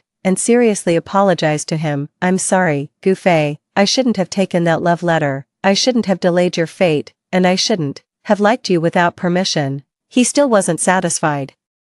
He turned his head and snorted softly before turning around and leaving behind those words that I remembered deeply, jealous and vicious. To be honest, although I liked him at that time, Compared to that shallow love, what I cherished more was the friendship of walking side by side, so the purpose of taking the love letter was never to prevent him from being with Jian Chuyin. I just hoped that he could get a score that matched the efforts of the past 12 years without being affected. So I delayed the choice he faced for a few days. I never envied Jian Chuyin either. I always understood that feelings couldn't be forced, so if he and Jian Chuyin got together, I would send my blessings, and then continue to move forward on my own path. I wasn't inseparable from Gu Fei. 9 Now, it can be considered that the wrong track in the previous life has been corrected back to the right direction, and I am on the path I should have originally taken. Although I didn't take that love letter again after being reborn, I didn't deliberately distance myself from Gu Fei in this life either. At least before the college entrance examination, everything was the same as in the previous life. However, after all, we lived in different circles for 4 years, so when we met at the party until the end, we didn't have a single conversation. This kind of drifting apart relationship actually had no impact on me. So I didn't take the initiative to seek him out to ease the situation. Until his mother was hospitalized due to illness, I was taken by my mother to visit her. After putting down the fruits we brought, I sat down in the ward filled with the smell of disinfectant and listened for a while to the chit-chat between my mother and Gu Fei's mother. Then I went outside to answer a phone call. When I went back, I met Gu Fei beside the flower bed. He was wearing a black coat, with an inescapable look of fatigue and boredom between his brows, and a half-lit cigarette between his fingertips. This familiar expression made me stunned for a moment. In the previous life, when he was blocked in his research project or when he tried hard to win back Jian Chuyin but failed, he had this kind of expression. At that time, although he was in the limelight, he still made unknown efforts behind the scenes. The academic path was ultimately difficult and lonely.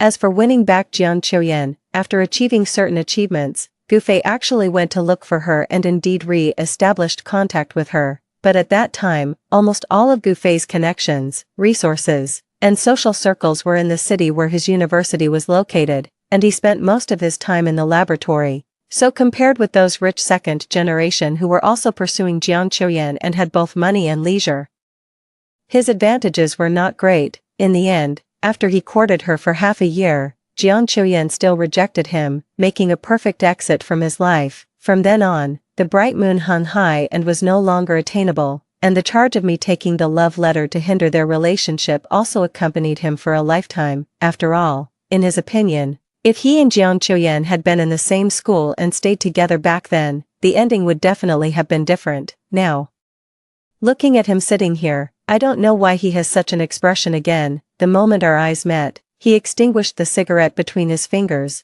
then he stood up and walked towards me with a calm expression. His voice was hoarse after smoking, a bit dry. I didn't have time to say hello last time we met. Wen Qian, you've changed a lot. You've become more beautiful and more outstanding. He paused, and then apologized to me with a somewhat guilty look. I was naive back then, because I was worried that she would misunderstand and afraid that our relationship would be affected. I classified our relationship as ordinary friends. I really wasn't mature enough. I quietly waited for him to finish, and then smiled at him calmly and responded generously, "It doesn't matter, Gu Fei. We were originally just ordinary friends. What else could we be?" His expression stiffened slightly and then dimmed.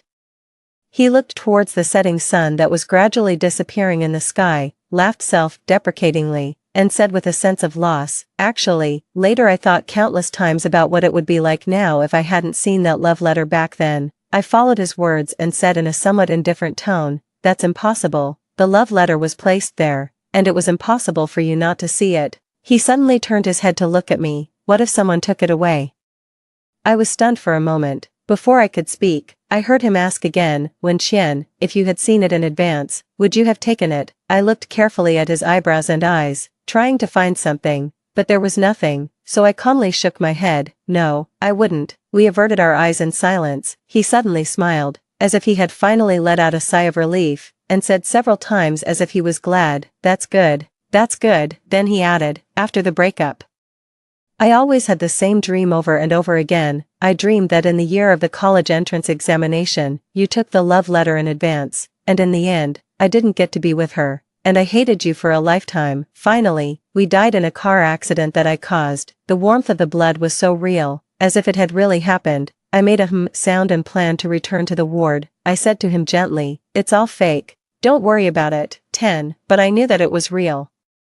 The car accident happened on Jian Chuyan's wedding day. Before that, we were invited back to our high school alma mater to participate in an alumni association. Our former head teacher asked us to shoot a growth-themed video with the theme of Always on the Road for the younger students. Just like that, I got into Gufei's car and chose a shooting route. Later, according to the pre-prepared script, I sat in the passenger seat, adjusting the equipment while communicating with Gufei about the shooting angles. It was a long-awaited peaceful coexistence since the college entrance examination. The shooting was also very smooth. On the way back, I quietly leaned against the car window, no longer speaking, just looking at the scenery passing by outside the window. Then I heard Gufei's phone suddenly ring. He subconsciously pressed the hands-free button in the car. The next second, Jian Chuyan's delicate voice came out. "Gufei, today is my wedding. I forgot to send you an invitation. We've known each other for so many years and we're all friends. I'll send you the time and place on your phone later." With the sound of the phone hanging up, the car fell silent. I was considering saying that I would get out of the car and take a taxi back when he suddenly turned the car around. I knew that he still wanted to go, but unfortunately, he didn't make it, because the next second, we were hit by a truck. The feeling of the internal organs being displaced was really painful, but after the pain became numb, my feeling was actually relief. Before losing consciousness, I heard Gufei weakly call out Qian a few times first, and then that sentence that if he could do it all over again, he begged me not to ruin his fate with Jian Chuyan. When I opened my eyes again, I was back in the beginning of the first year of high school. I don't know what Gufei's "that's good" and the recurring dreams mean, but it doesn't matter anymore. The second time I met Gufei was on the day his mother was discharged from the hospital. I went to deliver the stewed soup on behalf of my mother. Then I chatted with her for a while and listened to her recall the past. She took out the old paper photos and picked up a group photo of Gufei and me after winning a junior high school competition. She said, "Time flies so fast. I remember that when your mother and I were waiting to give birth, we were in the same ward. You were born just one day later than Xiafei. In the blink of an eye, more than 20 years have passed. Qian, you're still as beautiful as when you were a child. Xiafei's father really liked you back then. He held you in his arms, and you neither cried nor made a fuss. You just knew how to smile quietly. Later, when you grew up a bit, you and Xiafei were stuck together every day.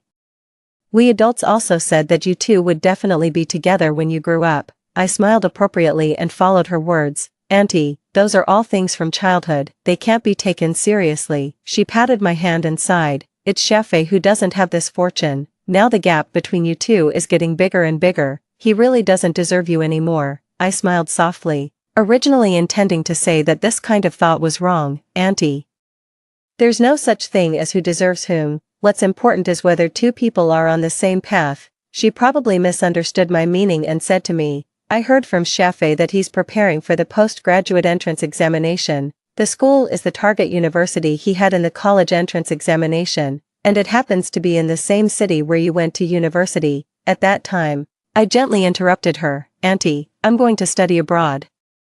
And I already have a boyfriend. I haven't had time to tell my parents yet." Just then, Gufei came back from outside and went to the kitchen to wash his hands. We were sitting on the sofa in the living room. I didn't know if he heard it, but he was standing there with his back to me, motionless for a long time. The air was quiet for a few seconds, perhaps to ease the atmosphere.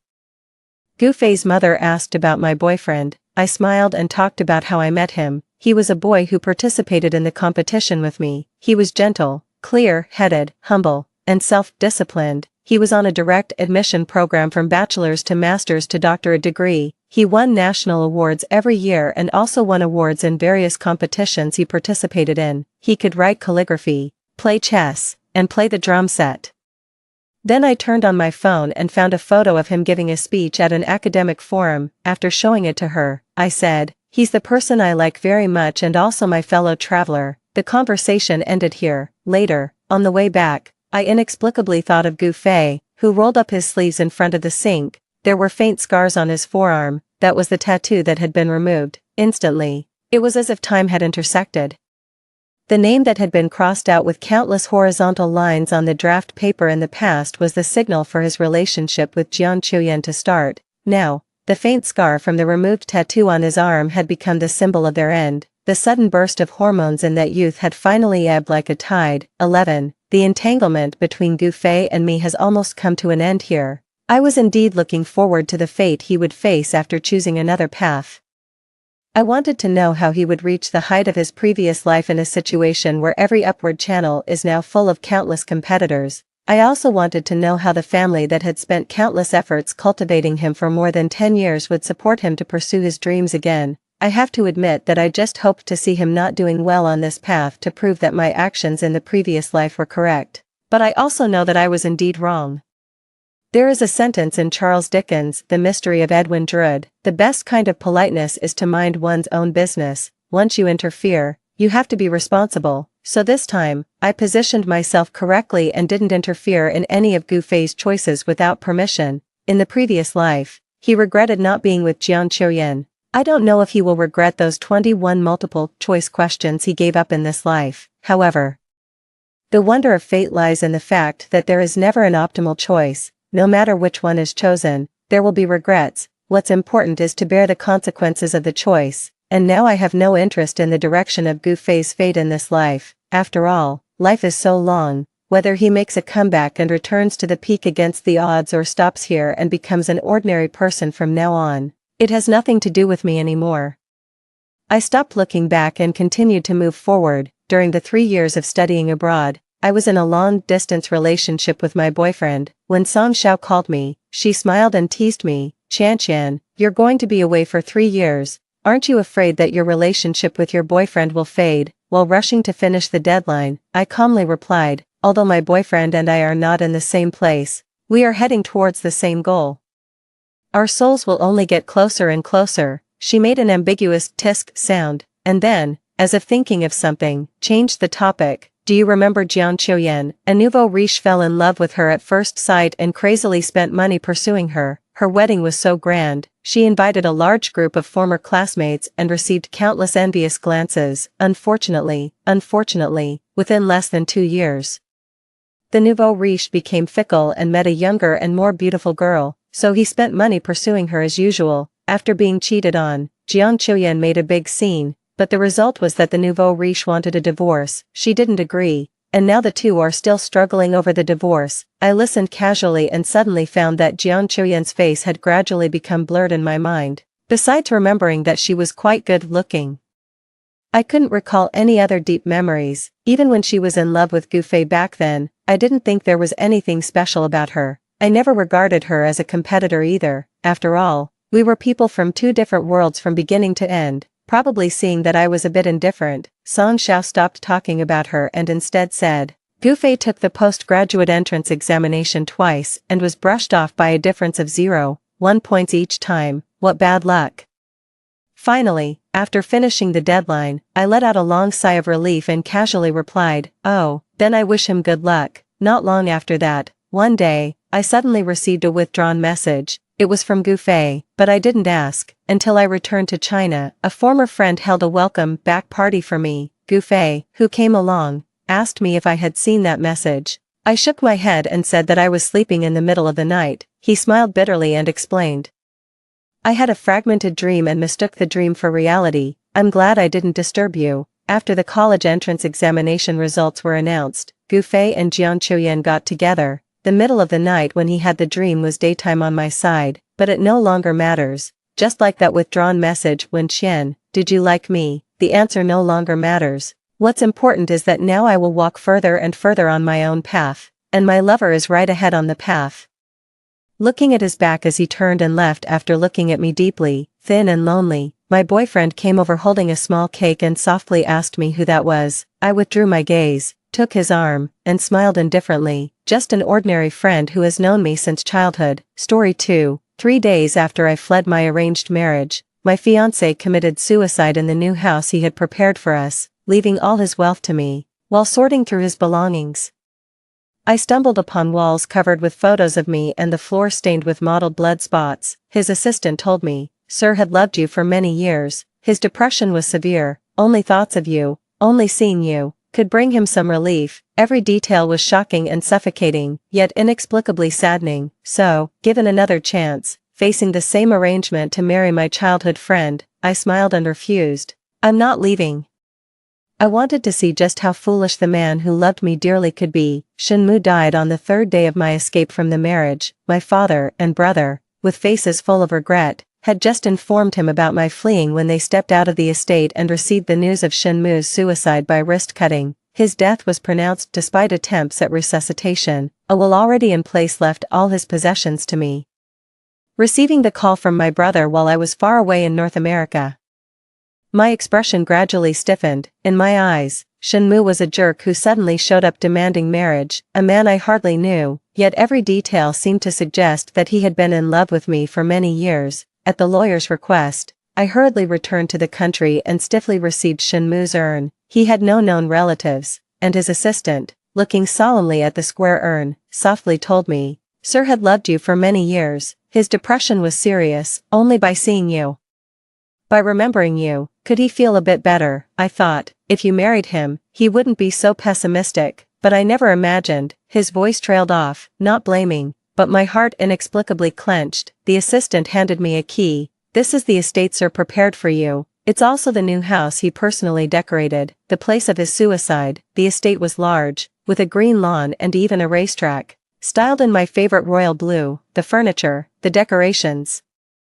all catered to my tastes. Inside, one room was filled with my photos, from my sophomore year in college to the present, captured almost every moment by this man's camera. The floor bore the mottled blood stains left by his wrists, faintly giving off an odor of blood. Every detail was shocking and suffocating, yet inexplicably saddening. I couldn't help but feel angry again. He loved me, why didn't he say so? Barging into my home like a robber, demanding a marriage alliance.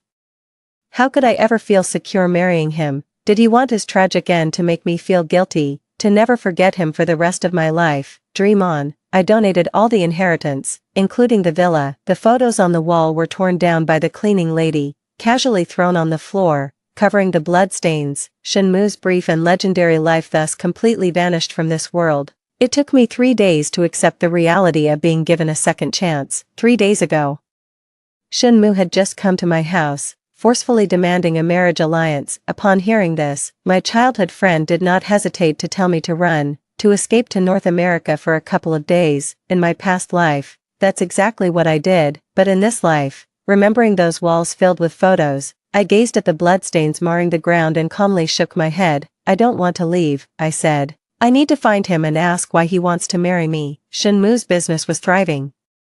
When I went to see him, he was still in a meeting. His assistant personally came down to greet me and asked me to wait a moment in the office. "The boss will be down soon," I softly acknowledged with a hum. True to their word, Shenmue arrived quickly. Before I had even finished a cup of tea, he hurried over, fastening his undone cufflinks as he walked. When he saw me, he stopped in his tracks and calmly called out, "Miss Gu." His expression was cold and distant, as if he was looking at a stranger.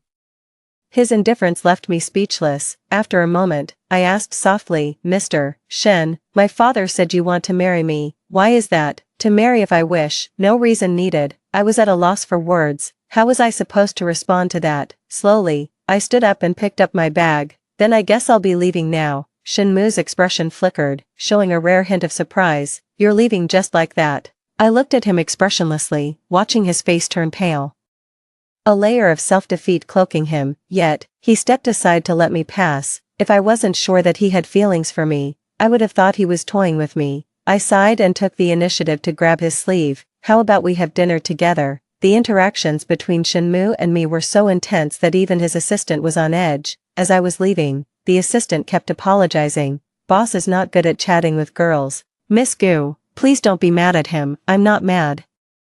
I smiled and told him, I actually quite like him. His looks are really my type. The office door was ajar. Through the small gap, I clearly saw Shenmue touch his face. Looking stunned, I smiled slightly and said to the assistant, "I've asked your boss to have dinner with me tonight. Remind him not to stand me up." The assistant nodded hurriedly, as if I might change my mind any second. I walked out of the company's main entrance in my high heels. Just then, my childhood friend called.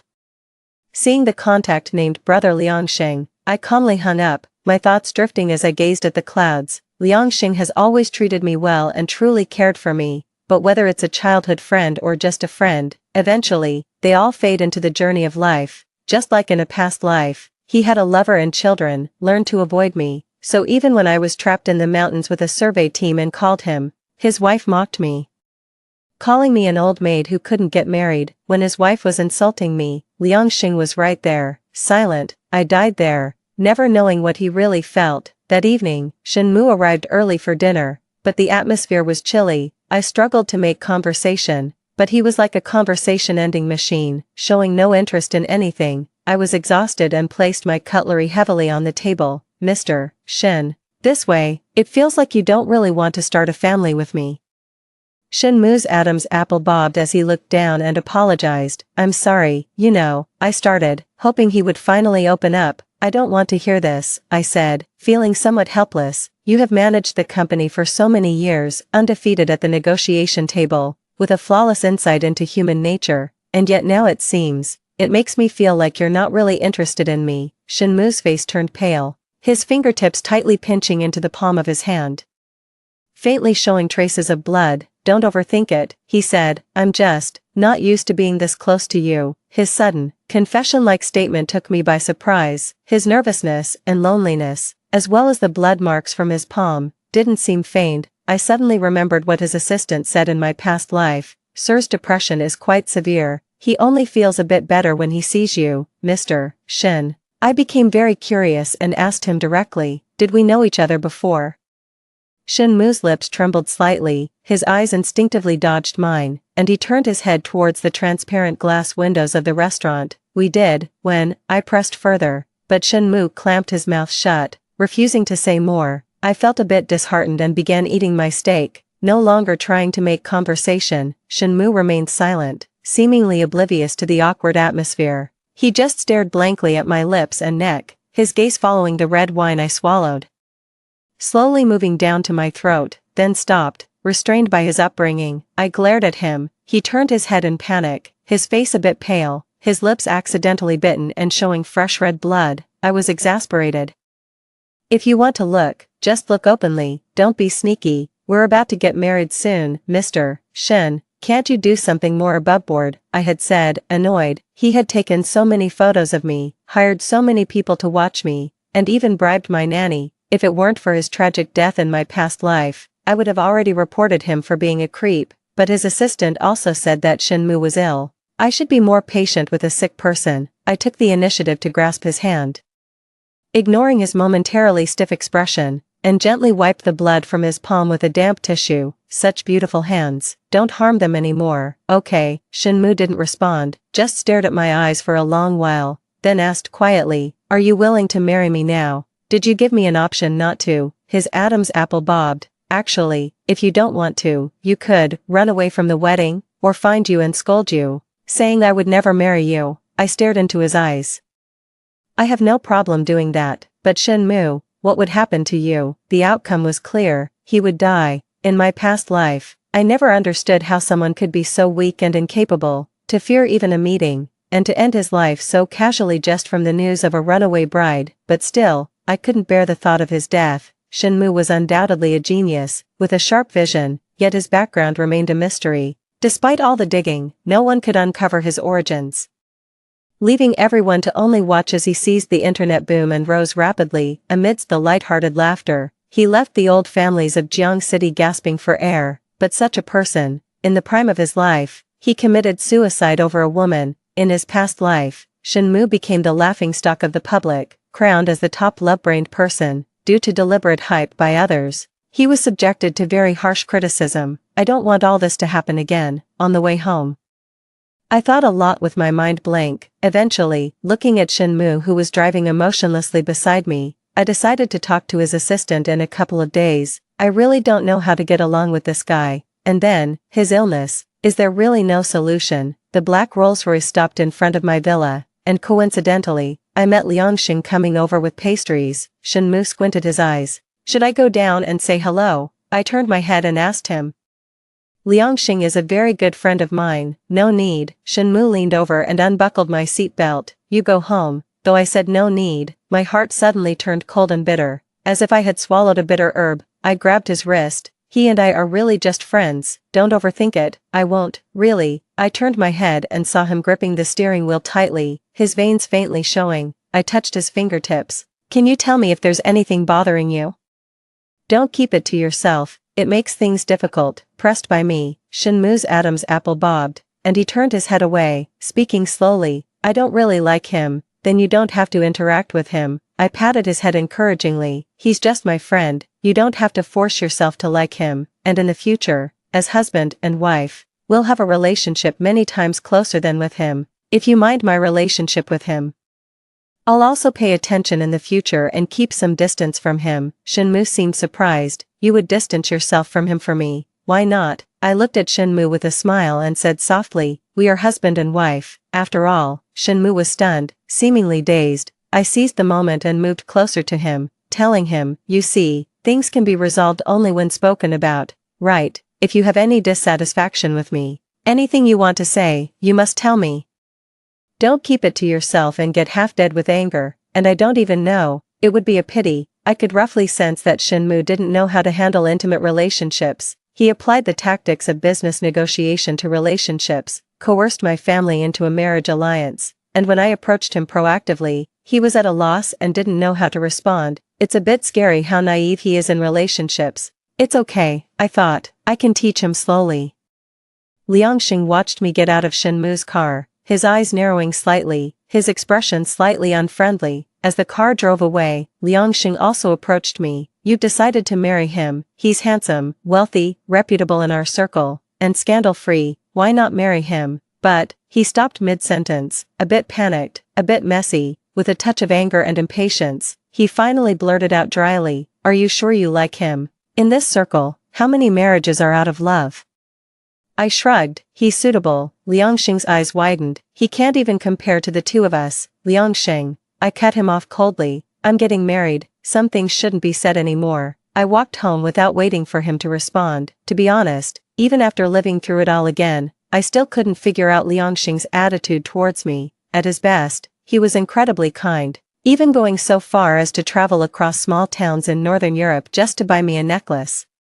At his worst, he couldn't even remember my birthday. In my previous life, I had suggested an arranged marriage to him, which he declined, saying he wanted to enjoy a few more years of freedom. Then, while making a snowman in St. Petersburg, he fell head over heels for a simple and sweet girl, and they got married and had a child within 3 months. His wife was quite bothered by my presence, and knowing this, I kept my distance and didn't contact him. In the end, it turned out to be a permanent goodbye. Liangxing would probably be a bit sad to hear of my passing. After all, when his father and stepmother were upset with his brother for slapping him, I was the one who sat with him on the rooftop, counting stars all night. The next day, when I went to see Shinmu, he was still in a meeting. Through the transparent glass, I could see his serious expression, and the suit he wore seemed to add an edge to his demeanor.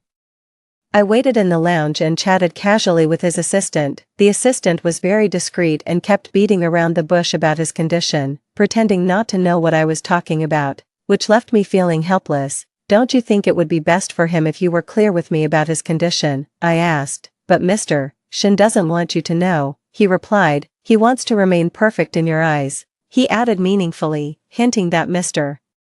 Shin really hoped I could rely on him. What are you talking about? Shinmu entered the lounge after his meeting, looking a bit tired as he adjusted his tie. We were discussing how good-looking you are, and whether you've had plastic surgery. I leaned back on the sofa, smiling at him. But your assistant said no, which is a shame. I could never match up to Mr. Shin's features, I teased. Shinmu was momentarily stunned. The assistant, knowing when to leave, had already exited and closed the door, leaving the room very quiet. I could hear the rustle of Shinmu's suit as he spoke in a hoarse voice. Do you like this look? Is it that surprising? I raised an eyebrow. Could it be that Mr. Shin isn't aware of his own charm? His ears reddened slightly as he awkwardly turned away, not looking at me. Speaking of which, calling you Mr. Shin feels a bit too formal now. I walked up to him and touched his head, feeling the stiffness from the hairspray, which wasn't very pleasant. I bent down close to his ear. Can I call you Big Brother instead? Shinmu pushed me away abruptly. He suddenly became angry, and I couldn't understand why. Just as I couldn't understand why he liked me, he sat behind his desk, his back to me, his voice filled with resentment. You should leave. But I wanted to have lunch with you. No need, Shenmue refused without hesitation. I have things to do at noon. What was he up to? I studied him for a moment and slowly said, well, alright then, just be mindful of the time, you shouldn't skip meals. I picked up my bag and walked out, pausing for a moment at the door. Under the assistant's anxious gaze, I heard the sounds of something being smashed and Shenmue's anguished growls. I had intentionally left the door slightly ajar, his pained, desperate growls mingled with the sound of breaking glass wafted through the door. I tapped on the desk of the assistant in front of me, my expression grave. Are you still planning to keep things from me? He hesitated, but I ignored him and pushed the door open. Walking in, Shenmue was in a particularly disheveled state, curled up in a corner, sitting amidst shattered glass. His fingertips were covered in blood. Though it was unclear whether it was from digging at his skin or from the glass cuts, I stepped over the broken glass. My high heels crunched harshly on the jagged fragments, creating a grating noise. Shenmue, panic-stricken, kept his head down, trembling, refusing to look at me. I touched his shoulder, asking, what's wrong? He was too big and heavy, over 6 feet tall, and I couldn't embrace him fully. I could only squat beside him, carefully picking glass splinters from his palm with tweezers. Finally, Shenmue lifted his head, staring at me. After a long moment, he rasped, ugly, isn't it? What? Your hand? I paused, staring at his long, slender fingers that were barely covered with flesh, and couldn't help but mutter about his lack of self-awareness. They look fine, I sighed, bent down to his fingertips, and gently kissed them. They really do look fine. Yet Shenmue was still not pleased. He asked me, did you say the same to your exes before? What? Pleasing me?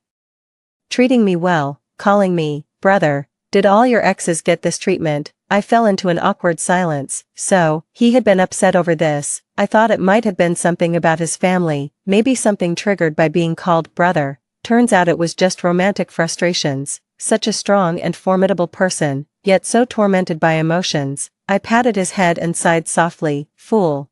I've had quite a few relationships, after all. I'm good-looking and come from a decent family, attracting many suitors, and inevitably, a few have touched my heart. But in families like ours, dating and marriage are not the same. My dad told me early on that I could date whoever I wanted, but when it came time, I had to come back and marry properly. I helped him to stand and sit on the sofa, then let the cleaning staff come in to tidy up the floor, and poured him a warm cup of water. Bustling about, Shenmue held my hand.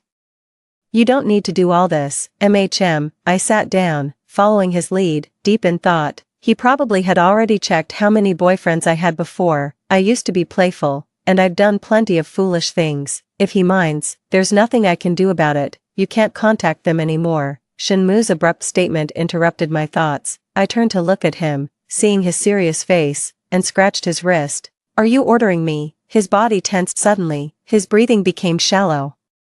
As if realizing something, he nervously turned his head. If you want to contact them, at least tell me in advance, otherwise I understand. I cut him off. I won't contact them anymore. Then I asked him, were you really that upset just now because of this? Is it because of my ex? Shenmue didn't respond. I felt a bit helpless. If there's something bothering you, can you please tell me? Acting like this is really exhausting for me. Not saying anything, getting inexplicably angry, throwing things around. I don't even know how to appease you. So, all your exes did a better job than me, is that it? Shenmue suddenly interrupted me, his eyes bloodshot and his tone as petulant as a child's. How did things get to this point? I just wanted to have a good talk with him. I straightened up, feeling helpless, and asked him, if these things bother you, there's nothing I can do. I don't think having a few relationships is a crime. The past is the past. Why can't you let it go, Mr.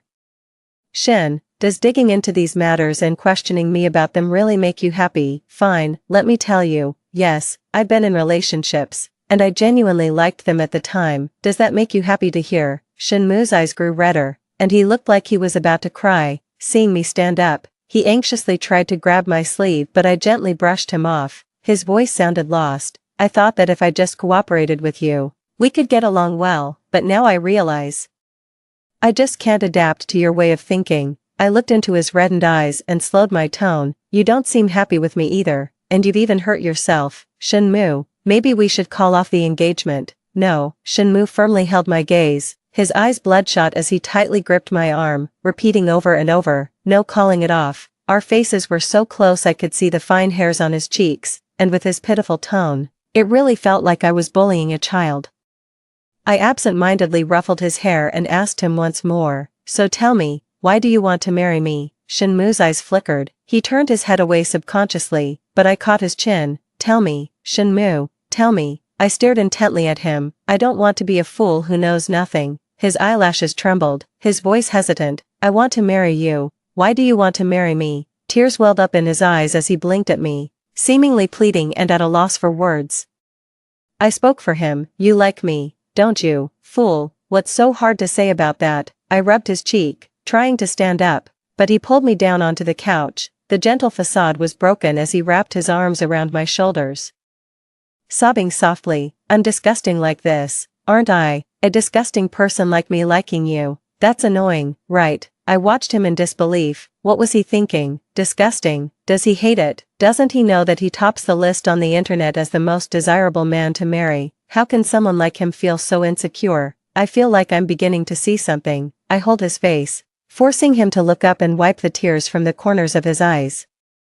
"When my friends found out I could marry you, they were all envious, saying I must have accumulated luck from 8 past lives to marry you. How come it seems like a disgrace when it comes to you?" He buried his head in my neck and shoulder without saying a word, but at least he stopped crying. I patted his back and sighed softly. "Brother, can you please have a little more confidence in yourself? You own a 32-story building. Everyone outside respectfully calls you boss when they see you.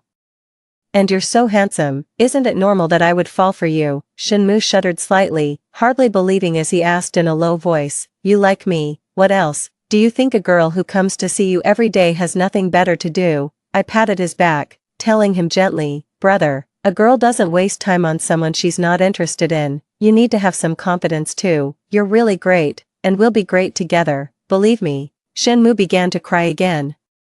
His tears soaked my collar, warm and slightly tingling. "You can't lie to me." "I won't lie to you." My heart went soft, gently touching his earlobe, feeling the damp heat at my neck, and my heart pounding. He's unlike anyone I've dated before. It's intriguing, I thought. Shinmu is incredibly fragile inside. A single word, a gesture, an attitude from me could easily make him crumble. This shouldn't be the case for a CEO of a public company, yet, the reality is bizarre and absurd. He awkwardly stood up, his cheeks flushing furiously, yet habitually keeping a cold expression. Looking at me, he asked softly, "Are you hungry?" "A little." I stood up, straightened my rumpled clothes, pulling them down to cover my exposed waist. Shinmu turned his head away, his face as red as a ripe apple, making my heart flutter. Is he that innocent? This guy is nearly 30, surely he's not still. I suppressed my speculation and lazily made a request, "Have your assistant bring something up. I don't feel like going out." "Okay." Shinmu went out to instruct his assistant while I watched his tall figure from behind the light, gesturing at his long legs, realizing more and more how perfectly proportioned he was. Handsome, well-built, wealthy, and not promiscuous. If it weren't for his mental issues, he probably wouldn't have ended up with me. I sighed. A significant reason for Shinmu's poor mental state is his insomnia. His assistant, extremely embarrassed, told me that Shinmu has been sleeping with my photo many nights. I didn't ask where he got the photo. The assistant breathed a sigh of relief, returning to Shinmu's side. I watched him work for a while. His ears turned red, and he seemed unable to concentrate. He put down the document in his hand. "Is it that interesting to look at me?" I nodded subconsciously, then after a moment, I remembered the real purpose of my visit. "Can I visit your house, the new one you've been preparing?" Shinmu was taken aback. "Why do you suddenly want to go there?" "I just want to see it, considering I'll be living there in the future." He never refused me, simply nodding in response. He added, "Let me know if there's anything you're not satisfied with." Once again, I stepped into that elegant and noble manner, my eyes involuntarily moistening. The place was brightly lit, with the sun casting oblique rays that warmly embraced me. It was comfortable, not like in my previous life, where it was so cold it made me want to escape. I stealthily glanced at the locked room on the top floor to the right. I knew it contained my photos and his replicated oil paintings, clearly my face, with a black mole near the eye. I followed Shinmu into the bedroom in silence. The room was adorned with bright red sheets and quilts, embellished with a large happiness character. Standing by the bed, I felt a mix of laughter and tears. Finally, I tugged at Shinmu's sleeve and asked him, "Do you really want to marry me that much?" His Adam's apple bobbed, Is there anything you're dissatisfied with? No, everything is perfect. I pulled him to sit on the bed. When did you start preparing all this? Just these past few days. He skillfully extended his fingers for me to play with, helplessly obedient, due to my protests. He had stopped using hair gel. His bangs softly lay on his forehead, less harsh, and more gentle, in the room next door. The place where he took his own life in his last life. Blood had splattered everywhere, but now, he held me, his chin resting on my head, his expression tender and content, like a well-fed beast lazily basking in the sun on a lawn. Had I managed to change his fate, the wedding was drawing near. I visited him daily, staying late into the night, which earned me several scoldings from my father for being unreserved, yet, Shenmue seemed quite pleased. He was eating more, gaining some weight. His previously gaunt fingers now a bit fleshier. One day, as I was about to visit him, I saw Liangxing waiting at the company building. He grabbed me as soon as he saw me. He has bewitched you. I'll take you away. Let's go to North America. Are you insane? I shook him off in disbelief. Think whatever you want, but I can't let you sink any deeper. Liangxing clenched his teeth. You don't love him, Wan. It's just novelty to you. You can't just throw your life away. Whether I like him or not, what does it have to do with you? I found it strange. Don't you think you're being too nosy? Liangxing, with eyes red with bloodshot, suddenly looked sorrowful. His voice turned soft, almost pleading. What about an arranged marriage between us? Wan, you can't just abandon me like this. He looked as disheveled as if he had been beaten. His suit crumpled against his body, begging pitifully for my mercy. I remembered what my best friend had told me when Liangxing got married in my previous life. If only you had married first, he would have definitely gone crazy. How could simple, cute love at first sight compare to the bond you and he had before? He's only been so recklessly affectionate because you haven't been interested in other men these years, and he's your only friend of the opposite sex, Liangxing.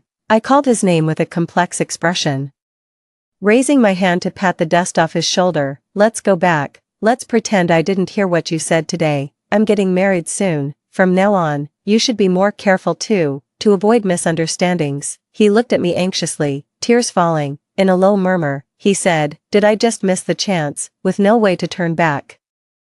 We are friends. I used the words he once replied to me. To answer him, if you wish, we can be friends for a lifetime. When I pushed the door open, Shenmue was sitting on the sofa, a gloomy aura enveloping him. Why are you so late today? I ran into a friend downstairs and chatted for a while. I placed the snacks I brought on the table and turned to see him still looking sullen, which was strange. What's wrong? Shenmue looked up at me, his voice tinged with a hint of grievance.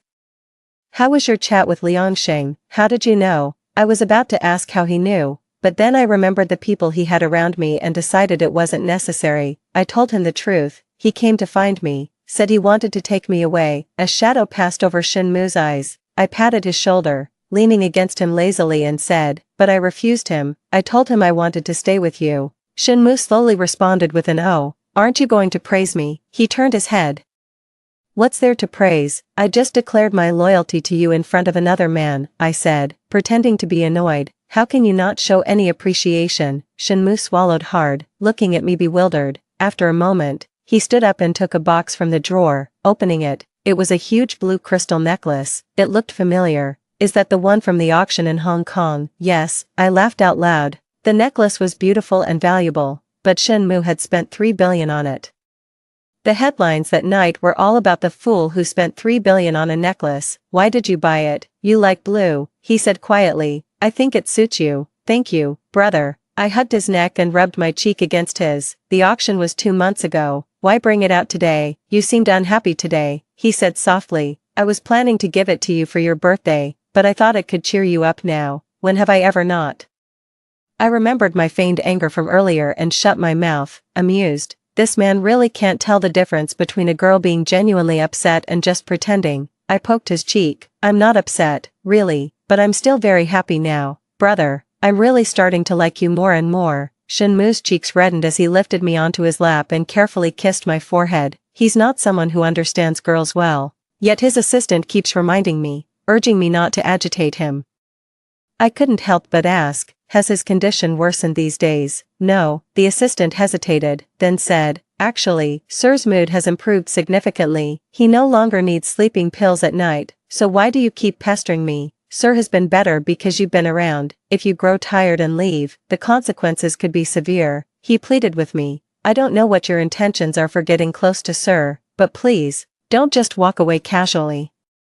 He might really lose his mind, and might even die. I added that last part in my mind. I patted his shoulder. Don't worry, I care about him more than you do. I'm no savior, nor am I a professional psychologist. All I can do is my utmost to ease Shinmu's suffering. I just want him to be a little happier. When the mood is good, everything else should follow. When Shinmu's father approached me, I was somewhat surprised. After all, this was the first time I heard about his family. His father, who came from the capital, wore a similar suit and bore a resemblance to him, yet had a completely different demeanor. His sinister presence was downright terrifying. He was blunt right from the start. Miss Gu, I want you to leave my son. I was a bit stunned and took a sip of tea to calm down before asking, so how much are you willing to pay? 2 billion, enough to get your family through this crisis. I paused.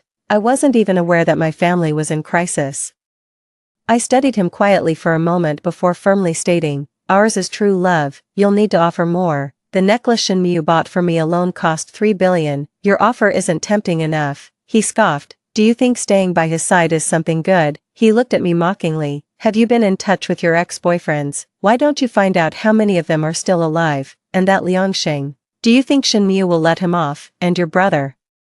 Do you think being blood-related to you will save him? Let me tell you, Shinmu won't spare him either. Your love is so grand, yet it's everyone around you who suffers. You're kept in the dark like a fool. Isn't that ridiculous? My brows furrowed, disgust filling my eyes. I believe in Shinmu. He's not that kind of person, whether he is or not. Why don't you find out for yourself? He smiled confidently. They say the son is like the father. The tricks I used on his mother, he will surely use them on you exactly as I did, believe it or not. Then your wife must not be with you anymore. No, on the contrary, we are very happy together now. He smiled proudly. She can't escape, has resigned to her fate, and still has living family members she can't bear to leave behind. She's very obedient now, very docile, waiting at home every day, soft, gentle, all her claws and teeth cut out, tamed to only rely on me, obedient like a bird in a cage. I suddenly woke up. It was just a dream. The north wind howled against the window glass, snapping me out of my daze, as I realized my back was covered in cold sweat. In my entire life, I've never met anyone as detestable as Shinmu's father. Just thinking about his smug domestication theory makes me want to vomit. It's still afternoon, and I'd just woken up from a 3-hour nap. When I turned on my phone, I was greeted with 16 missed calls from Shinmu. I called him back, and before I could even speak, I was interrupted by his anxious voice. Why didn't you answer my calls? Did you see him? What did he say to you? Do you not want me anymore? Are you thinking of leaving, calling off our engagement or breaking up with me? Stop guessing, I said, cutting him off. I didn't do any of that. I just fell asleep. Don't overthink it. Shinmu went silent, his breathing heavy. After a moment, he said in a pitiful voice, Wan, I'm scared. His voice was so sorrowful and pitiful that it overflowed my heart with sympathy. Don't be afraid, I sighed. Although he's your father, to me, he's just a stranger. I still trust you more. Do you understand? Shinmu didn't respond. He just said softly, Wan, I want to see you. Shinmu came to pick me up at my house. As soon as I got into the car, he pulled me onto his lap and hugged me tightly, burying his head in my neck and pleading with a cry in his voice. Don't believe a word he says, I replied, patting his back. I only believe in you. Shinmu looked up, tears clinging to his eyelashes. Under my guidance, he has now become quite adept at expressing his emotions in front of me, whether he's feeling wronged, sad, or anything else. He knows to share it with me instead of bottling it up inside. Like now, he murmured, can you not meet with him again? I was really scared today. When you didn't answer my calls, I felt like I was going to die. Don't say that word. I covered his mouth. You're going to live a long life. Interrupted. Shinmu looked momentarily dazed. I ruffled his hair and smiled slightly. If you don't want me to meet him, I won't. After all, I only met him because of you, brother. You need to have more confidence in yourself. I grasped his hand. I don't believe anything others say about you. I only believe what I see, what I hear, and what you tell me. You really are an excellent person, brother. You're amazing and you need to believe in yourself. Understand? Shinmu is very insecure. I don't know what he went through in the past that made him so timid and fragile, especially in romantic relationships. where he flutters about like a headless fly. Feeling unworthy of anyone's love, these days, whenever I get the chance, I compliment him, from his looks to his knowledge, from his wealth to his status, even saying his fingernails are particularly cute. Only with enough confidence can he stop being like a startled bird, anxious and unsettled all day. I hope that Shenmue can find relaxation and joy in our intimate relationship, not constantly tense, worrying about how to please me, which must be exhausting. Brother, I'm already an adult now, I said, hinting at my capability to handle complex emotions and relationships. Having your own judgment means not changing your opinion of me just because of a careless remark from someone else. I leaned in and hugged Shenmue's shoulders. I like you, and I can speak for myself. Whatever the issue, I'll ask you directly. I definitely won't leave, and you're so outstanding. I don't want to let you go and give someone else the advantage. Shenmue's eyes sparkled like diamonds, radiant and bright. Since I first met him, the aloofness that once cloaked him had diminished, replaced by a warmer, more humane touch. He no longer resembled the withered wood that seemed ready to perish at any moment. My presence had finally made a real impact on him. I could roughly guess that Shenmue's family background caused him a lot of pain, but when he hugged me and softly said he disliked his name, I was still a bit shocked. He hates that I came between him and my mother. And he named me hoping I would die soon. Mu, like the sunset in the west. From his birth, his father had wished him dead. How could someone be like that? My heart felt bitter as I held his hand. But your mother loves you. She doesn't love me, Shenmue said with a bitter smile. She's just trapped by me. She's different from you. She's a very traditional woman, even though she's well educated. She stubbornly believes a woman's place is to support her husband and educate her children. After I was born, all her rebellions became empty. She couldn't leave me because of her sense of responsibility, but on her own, she couldn't provide a comfortable life for me, so she resigned herself to her fate. His voice was frantic as he spoke, his eyes reddening, moist as if veiled by a layer of mist. It was heart-wrenching to see. But none of this is your fault. You shouldn't have to bear the consequences of your father's actions, I told him earnestly, feeling the warmth of his chest. Brother, you're amazing, truly outstanding. Your mother would definitely be proud of who you are now. Shenmue gave a wry smile. He patted my head. Only you always see the best in me. So, Wanwan, you're all I have. He held me tightly, his chin resting on top of my head, pleading earnestly, you must never leave me. I'd go mad without you. Opening my email to see a barrage of spam, I momentarily wanted to meet the person responsible. How much hatred must one harbor to not bear seeing their son happy? Determined to ruin it, I took a deep breath. The emails were mostly threats or included photos of my exes, mentioning how miserable their lives were, earnestly advising me to stay away from him. I didn't even look at them, just deleted all the emails right away. Lately, I've been busy preparing for the wedding, frazzled by the guest list from my family. As a result, I've had less contact with Shenmue. So when I received a frantic call from my assistant in the evening about his suicide attempt, I was caught off guard. For a moment, I felt as if I had plunged into an icy cave. Just before his suicide attempt, Shenmue had met with his father. I don't know what was said, but it triggered his fragile nerves. Right after his father left, Shenmue slit his wrists. Fortunately, he was found in time, outside the emergency room. I hugged my shawl, squatting against the wall on the floor, my teeth chattering uncontrollably. How could there be such a father? He must have known Shenmue was psychologically fragile, yet he pushed him mercilessly to the brink. When Shenmue was wheeled out, he was hooked up to N4, his face deathly pale. The little color he had regained these past days was completely wiped out. Sitting on a chair beside his bed, I stared blankly at him for a long time until he woke up. As soon as he opened his eyes and saw me, his voice hoarse and rough, he called my name, Wanwan. I ignored him and got up to call the doctor. After the doctor took away the 4 bag,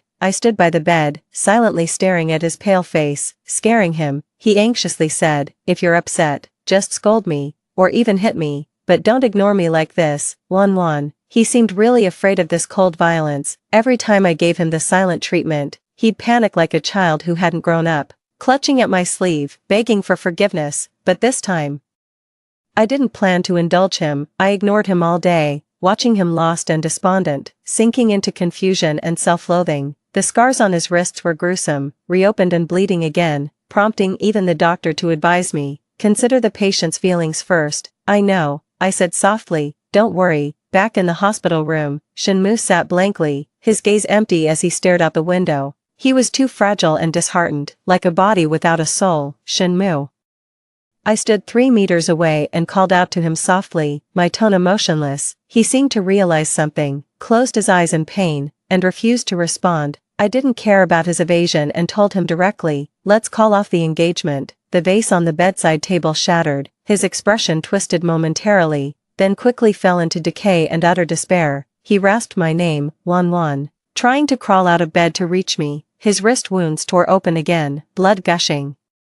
I stepped forward to press down on his wrist, gently touched his disheveled hair. What do you want to do now? Lock me up like your father would, trained to obey only you, or would you rather hurt yourself than lay a finger on me? Wan. Shenmue looked up at me, his eyes wide with panic. I answered for him, you would choose the latter, wouldn't you? I leaned down and kissed his lips, a kiss devoid of desire, and as I pulled away, I pinched his cheek. Brother, you're not like your father, and I'm not your mother. We won't end up like them, brother. Shenmue, my dear, my love, what exactly are you afraid of? I felt like I could glimpse a bit into his father's psyche. He knew, even if Shenmue's mother had resigned herself, she had obediently followed him all her life, yet she was far from happy. Their marriage was not as blissful as he had imagined. That's why he couldn't stand to see Shenmue's happiness. The ease with which Shenmue found the love he wanted made him feel like a failure, and even drove him to rage. He kept emphasizing to me that Shenmue was his son and would surely end up doing the same despicable things as him.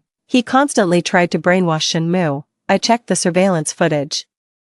The last thing he said to Shenmue before he left was, son, just you wait and see. As long as you're alive, one day you'll find yourself treating her just like I treated your mother. By then, your mother's present will become her future. At that, I couldn't help but laugh sarcastically. So, he knew how miserable his wife, Shenmue's mother, was. A misery so profound that threatening another girl with the same fate was considered a powerful deterrent.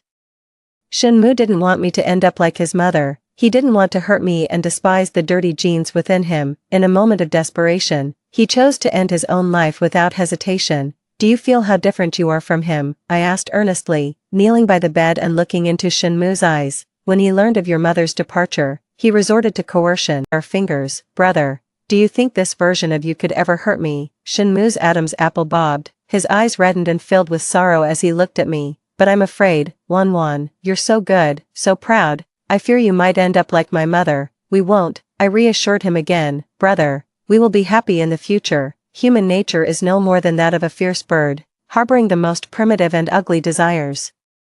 But what matters is the ability to suppress and control them. You think you might one day hurt me, but you've controlled that thought, preferring to end your life rather than lay a finger on me. Brother, believe in yourself. Humanity has evolved over so many years. We are no longer the beasts in the forest living off raw meat. I looked into his eyes. And please believe in me, will you? I am not your mother. I don't hold on to outdated virtues.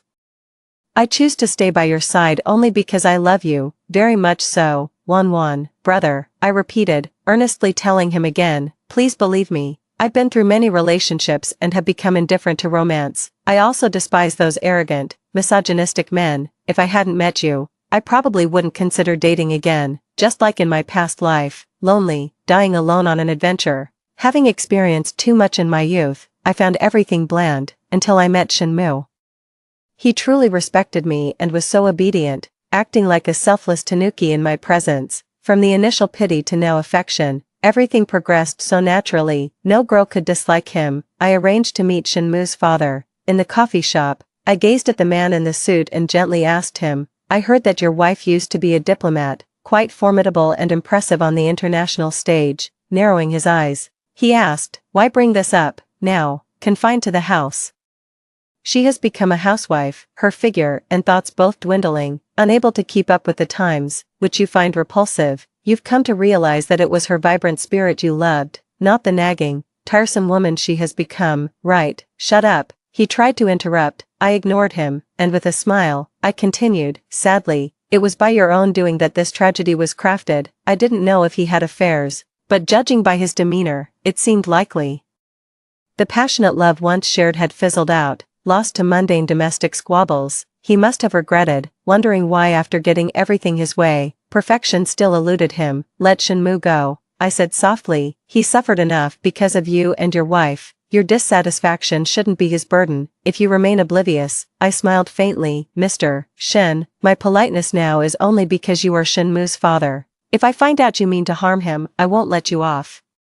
He didn't react angrily. Instead, he slumped into his seat, appearing dazed. I voiced the thoughts he might have been harboring. Do you wonder if your wife had been as tough as me? Things might not have ended this way. You're mistaken. If I were in her place, facing someone like you, it would end in mutual destruction. Mr. Shen, anyone falling into your hands would end up miserable. This angered him. He jumped up, ready to strike, but my bodyguard intervened and subdued him. It was quite embarrassing for a man of 50 to be pinned down by a bodyguard. With a light chuckle, I repeated my earlier words. Mr. Shen, I am not your wife, not a soft target you can manipulate. I'll say it once more. Stay away from Shenmu, otherwise. I poured a cup of scalding coffee over his head. I will never let you go. Although I don't condone violence, I must admit, it can indeed solve many problems. He couldn't contend with me, the scion of an old, powerful family in Jiangqing, and could only disappear, harboring resentment. After the wedding with Shenmu, he playfully rolled around with me on the marital bed, laughing foolishly like a child. Wan, he murmured in disbelief. I've finally married you, idiot, I said, patting his back. You've had too much to drink, go take a shower. He went off to the bathroom with a silly grin while I slipped into the lingerie I had bought especially for our wedding night, posing on the bed as I waited for him. I must admit, compared to Shenmu, I really am quite something. The moment he saw me, his eyes lit up like an untamed dog, eagerly rushing towards me. Exhausted as I was, he remained spirited, drawing close and showering me with gentle kisses. While kissing, he chuckled and affectionately called me baby. I drifted into a deep sleep. That night, I had a terrible dream. I dreamed of Shenmu's past life. After I ran away from the wedding, his father came to provoke him, boasting proudly, "Look. You'll soon be unable to resist dragging her back and locking her up, just like I did with your mother. Stop pretending. Your true nature is that of a greedy madman. Whatever your mother is now, that will be her future too. She will be driven mad by your torment." I saw Shenmu in agony, clutching his head and repeatedly growling. Lying in a room filled with my pictures, his expression fierce, repeatedly saying no, he didn't want to hurt me, so he resolutely chose to end his own life. I woke up startled, my back drenched in cold sweat. Opening my eyes, Shenmu was holding me, his sleeping face serene. I touched his handsome brows and eyes, then got out of bed. Standing in front of that locked room, I stealthily took his bunch of keys and tried them one by one. The door opened. I stepped into a room that nearly mirrored my nightmare. Shenmu's suicide was probably a self-obliteration, born from the immense pressure and his disgust at his own genes. He watched the walls full of my photos, his wrists bleeding profusely, feeling life slipping away, his gaze tenderly touching upon my smiling face. In his last moments, his eyes were also filled with me. I remembered the trending topics from a past life. Top lover really wasn't wrong at all, even now. I have no idea where Shenmu's love for me originated. He wouldn't tell me, no matter how many times I asked. Perhaps there should be some secrets between spouses. If he didn't want to talk about it, I wouldn't ask further. Wan. Turning around, the previously sleeping Shenmu stood behind me against the light. He seemed a bit downcast, asking me nervously, "Do you think I'm a pervert?" I shook my head and walked over to grasp his cold hand. "Why are you awake? You weren't here." He sounded so aggrieved. The bed was cold. I couldn't help but laugh. When we first met, he had a cold and distant demeanor, unsure of how to respond to me. Now, he had become quite adept at acting spoiled. Whether children or adults, anyone who experiences favoritism naturally shows a whining, childlike demeanor. Realizing this, he tugged at my sleeve again, cautiously asking, "Do you think I'm a pervert?" "Not at all. It's just quite novel," I spoke honestly. "I didn't expect you to have liked me from so early on. You're not upset with me. Why would I be upset when you like me?" Shenmu's cheeks flushed as he wrapped his arms around my waist. "You're so good to me. Does that mean you'd indulge me no matter what I do? I just trust that you wouldn't do anything to harm me." I turned around and wrapped my arms around his neck. "I trust your character. For someone who would rather hurt himself than harm me in the slightest. I refuse to speculate with any malice. True affection is rare in this world, and mutual love even more so. I cherish Shenmu's feelings just as much as he cherishes mine. When a favored cub feels threatened that its favored status might be stolen, it will go mad without hesitation, just like now." Shenmu's attitude towards Liangsheng, it took a great deal of effort to keep him from throwing away the gift from Liangxing. Liangxing had sent me a set of pajamas he knitted himself. Embroidered with a small heart on the chest, it was both tender and suggestive. Shenmu wanted to go crazy when he saw it, but I glared at him, and he sat back down on the couch, looking dejected. I ignored him and picked up the pajamas to look at them. "What's so good about it?" he muttered, then leaned in and hugged me. His large frame enveloped me, his warm breath on my neck, a bit disgruntled, but he dared not speak out, only able to softly call out, "Wife, it's all right."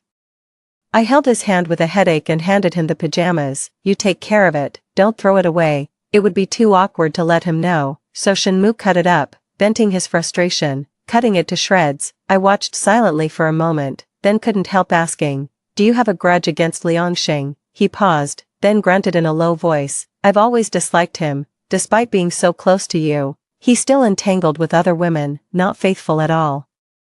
He talked about his girlfriend. I should have a boyfriend too. Shenmu's double standards almost made me laugh, but it didn't seem right, so I held it back. "It doesn't matter now." I chuckled softly to comfort him. "Now that I'm with you, he can't get in the way, right?" Shenmu's face flushed completely. He turned his head away and quietly murmured in agreement. I didn't specifically treat his depression. I just treated him as a normal person, trying my best to make him happy. Pampering him like a child, giving him plenty of security, he naturally got much better. The inferiority and sensitivity brought by his family upbringing, I completely compensated for him, making him increasingly dependent on me and more confident. My assistant talked to me about it. "Actually, I always feel that it's not good for the boss to attach his personal emotions to another person. But there's really no helping it. He might just be love-struck." He didn't dare to complete the sentence. And I didn't help him finish it. Understanding was enough. "Actually, I also think it's not good. His spiritual core is someone else, not himself, so if something happens to me, he wouldn't be able to continue living." I sighed, "But life is never perfect. Since I've accepted him, I should also accept the diversity of human character traits that he represents. I don't want to force him to change anything. In a normal intimate relationship, both parties should derive mental pleasure and richness, not painful change. I hope he can be happy. As for the rest, those are trivial matters." On our 3rd anniversary, I found out I was pregnant. Shenmu was very nervous, even slightly despondent, too anxious to sleep. I couldn't help but ask him what was wrong. He held me, clearly upset and pitiful, and said, "Honey, I'm afraid I won't be a good father. What if I can't raise our child well? Will you blame me later?" "Never." I stroked his head. "You will always be more important than the child. A child born into a family like ours will certainly not starve. What they become in the future, how they live, that's up to them. Brother, we are the ones meant to be together for life." His eyes widened, as if he wanted to say something, but he struggled to articulate his thoughts. After a moment, he muttered, "Wife, you're so strange. Perhaps, in East Asia, once people have children, they often see themselves as candles burning for their children, spending their lives paving the way for them. I don't want that. Life is just a few decades. If we don't live for ourselves, how dull that would be." Shenmu and I are different. He longs for a family. In his mind, a gentle wife and children, whether obedient or noisy, represent the most beautiful vision of happiness. "Actually, I think you'll do very well," I told Shenmu. "All the things you yearned for in your childhood will be fulfilled in your child, and you will treat him very well, and treating the child well will, in turn, heal his own once sad and difficult childhood. That's why I'm willing to have this child, for him." Shenmu held me and whispered, "You are the most important. I just want a baby, and I will treat him very well." I smiled and said to him, "I believe you. I believe he will do well.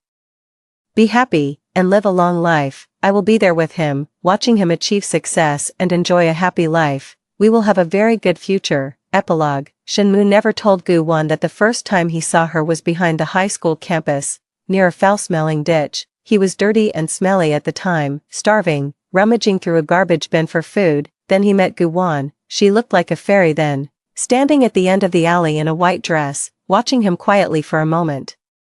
Her eyes showing compassion, she pulled out 2,000 yuan and gave it to him. "Go find something else to do." Her voice was gentle. "Stop doing things you don't like." Shenmu didn't know why she helped him, maybe out of sympathy, pity, or perhaps just because she was passing by and was bored. All he knew was that Guwan saved his life. With that 2,000 yuan, he bought a ticket to another place, worked day and night. and with his exceptional talent, made a fortune in stocks during the last wave of the internet boom. When he returned to Jiangqing, he was in a suit and surrounded by a group of advisors, and Guwan, she had blossomed beautifully, changing boyfriends every 2 months, living life lavishly. Shenmu wasn't surprised. He felt that a cute and lovely girl like Guwan was born to be cherished by many, but it also made him sad. Perhaps due to the baseness and shamelessness in his genes, he often felt a beast-like impulse to rush over, lock her up, and force her. That wasn't right. He was also trying to restrain himself. This restraint led to a mental struggle. He developed a severe mental illness. Forcing a marriage with the Gu family was his desperate decision. He longed too much to embrace that divine girl. Loneliness tormented him daily, nearly driving him to extinction. But if Guwan was unwilling, he wouldn't force her. He didn't want to become a shameless man like his father. Then, one day, the young girl threw herself into his arms. Shenmu felt it was all worth it for this lifetime. In the 6th year of their marriage, their child was 2 years old. Shen Muming dreamt of his past life. He died in that cold, gloomy, and dreary room filled with haze. He saw Guwan placing a vibrant rose next to his corpse. That night, Shen Muming spent the whole night smoking on the balcony, his eyes bloodshot as he stared at the bright moon in the sky, round like the mooncake his wife made last year. Shen Muming felt an inexplicable sadness. If his wife had run away from their marriage, then his death would seem quite natural. The normally composed Shen Muming couldn't fathom the extremities and despair of that time, but felt it was somewhat normal. A madman, after all, could do anything, and in this life, his wife hadn't run away. What's wrong? Guwan wrapped her arms around his waist and nuzzled him. You've seemed off since this afternoon. Shen Muming felt a bit wronged and wanted to act coquettishly with his wife, but when he opened his mouth, he didn't know what to say. He lifted Guwan into his arms, she exclaimed, her legs instinctively wrapping around his lean waist, and she couldn't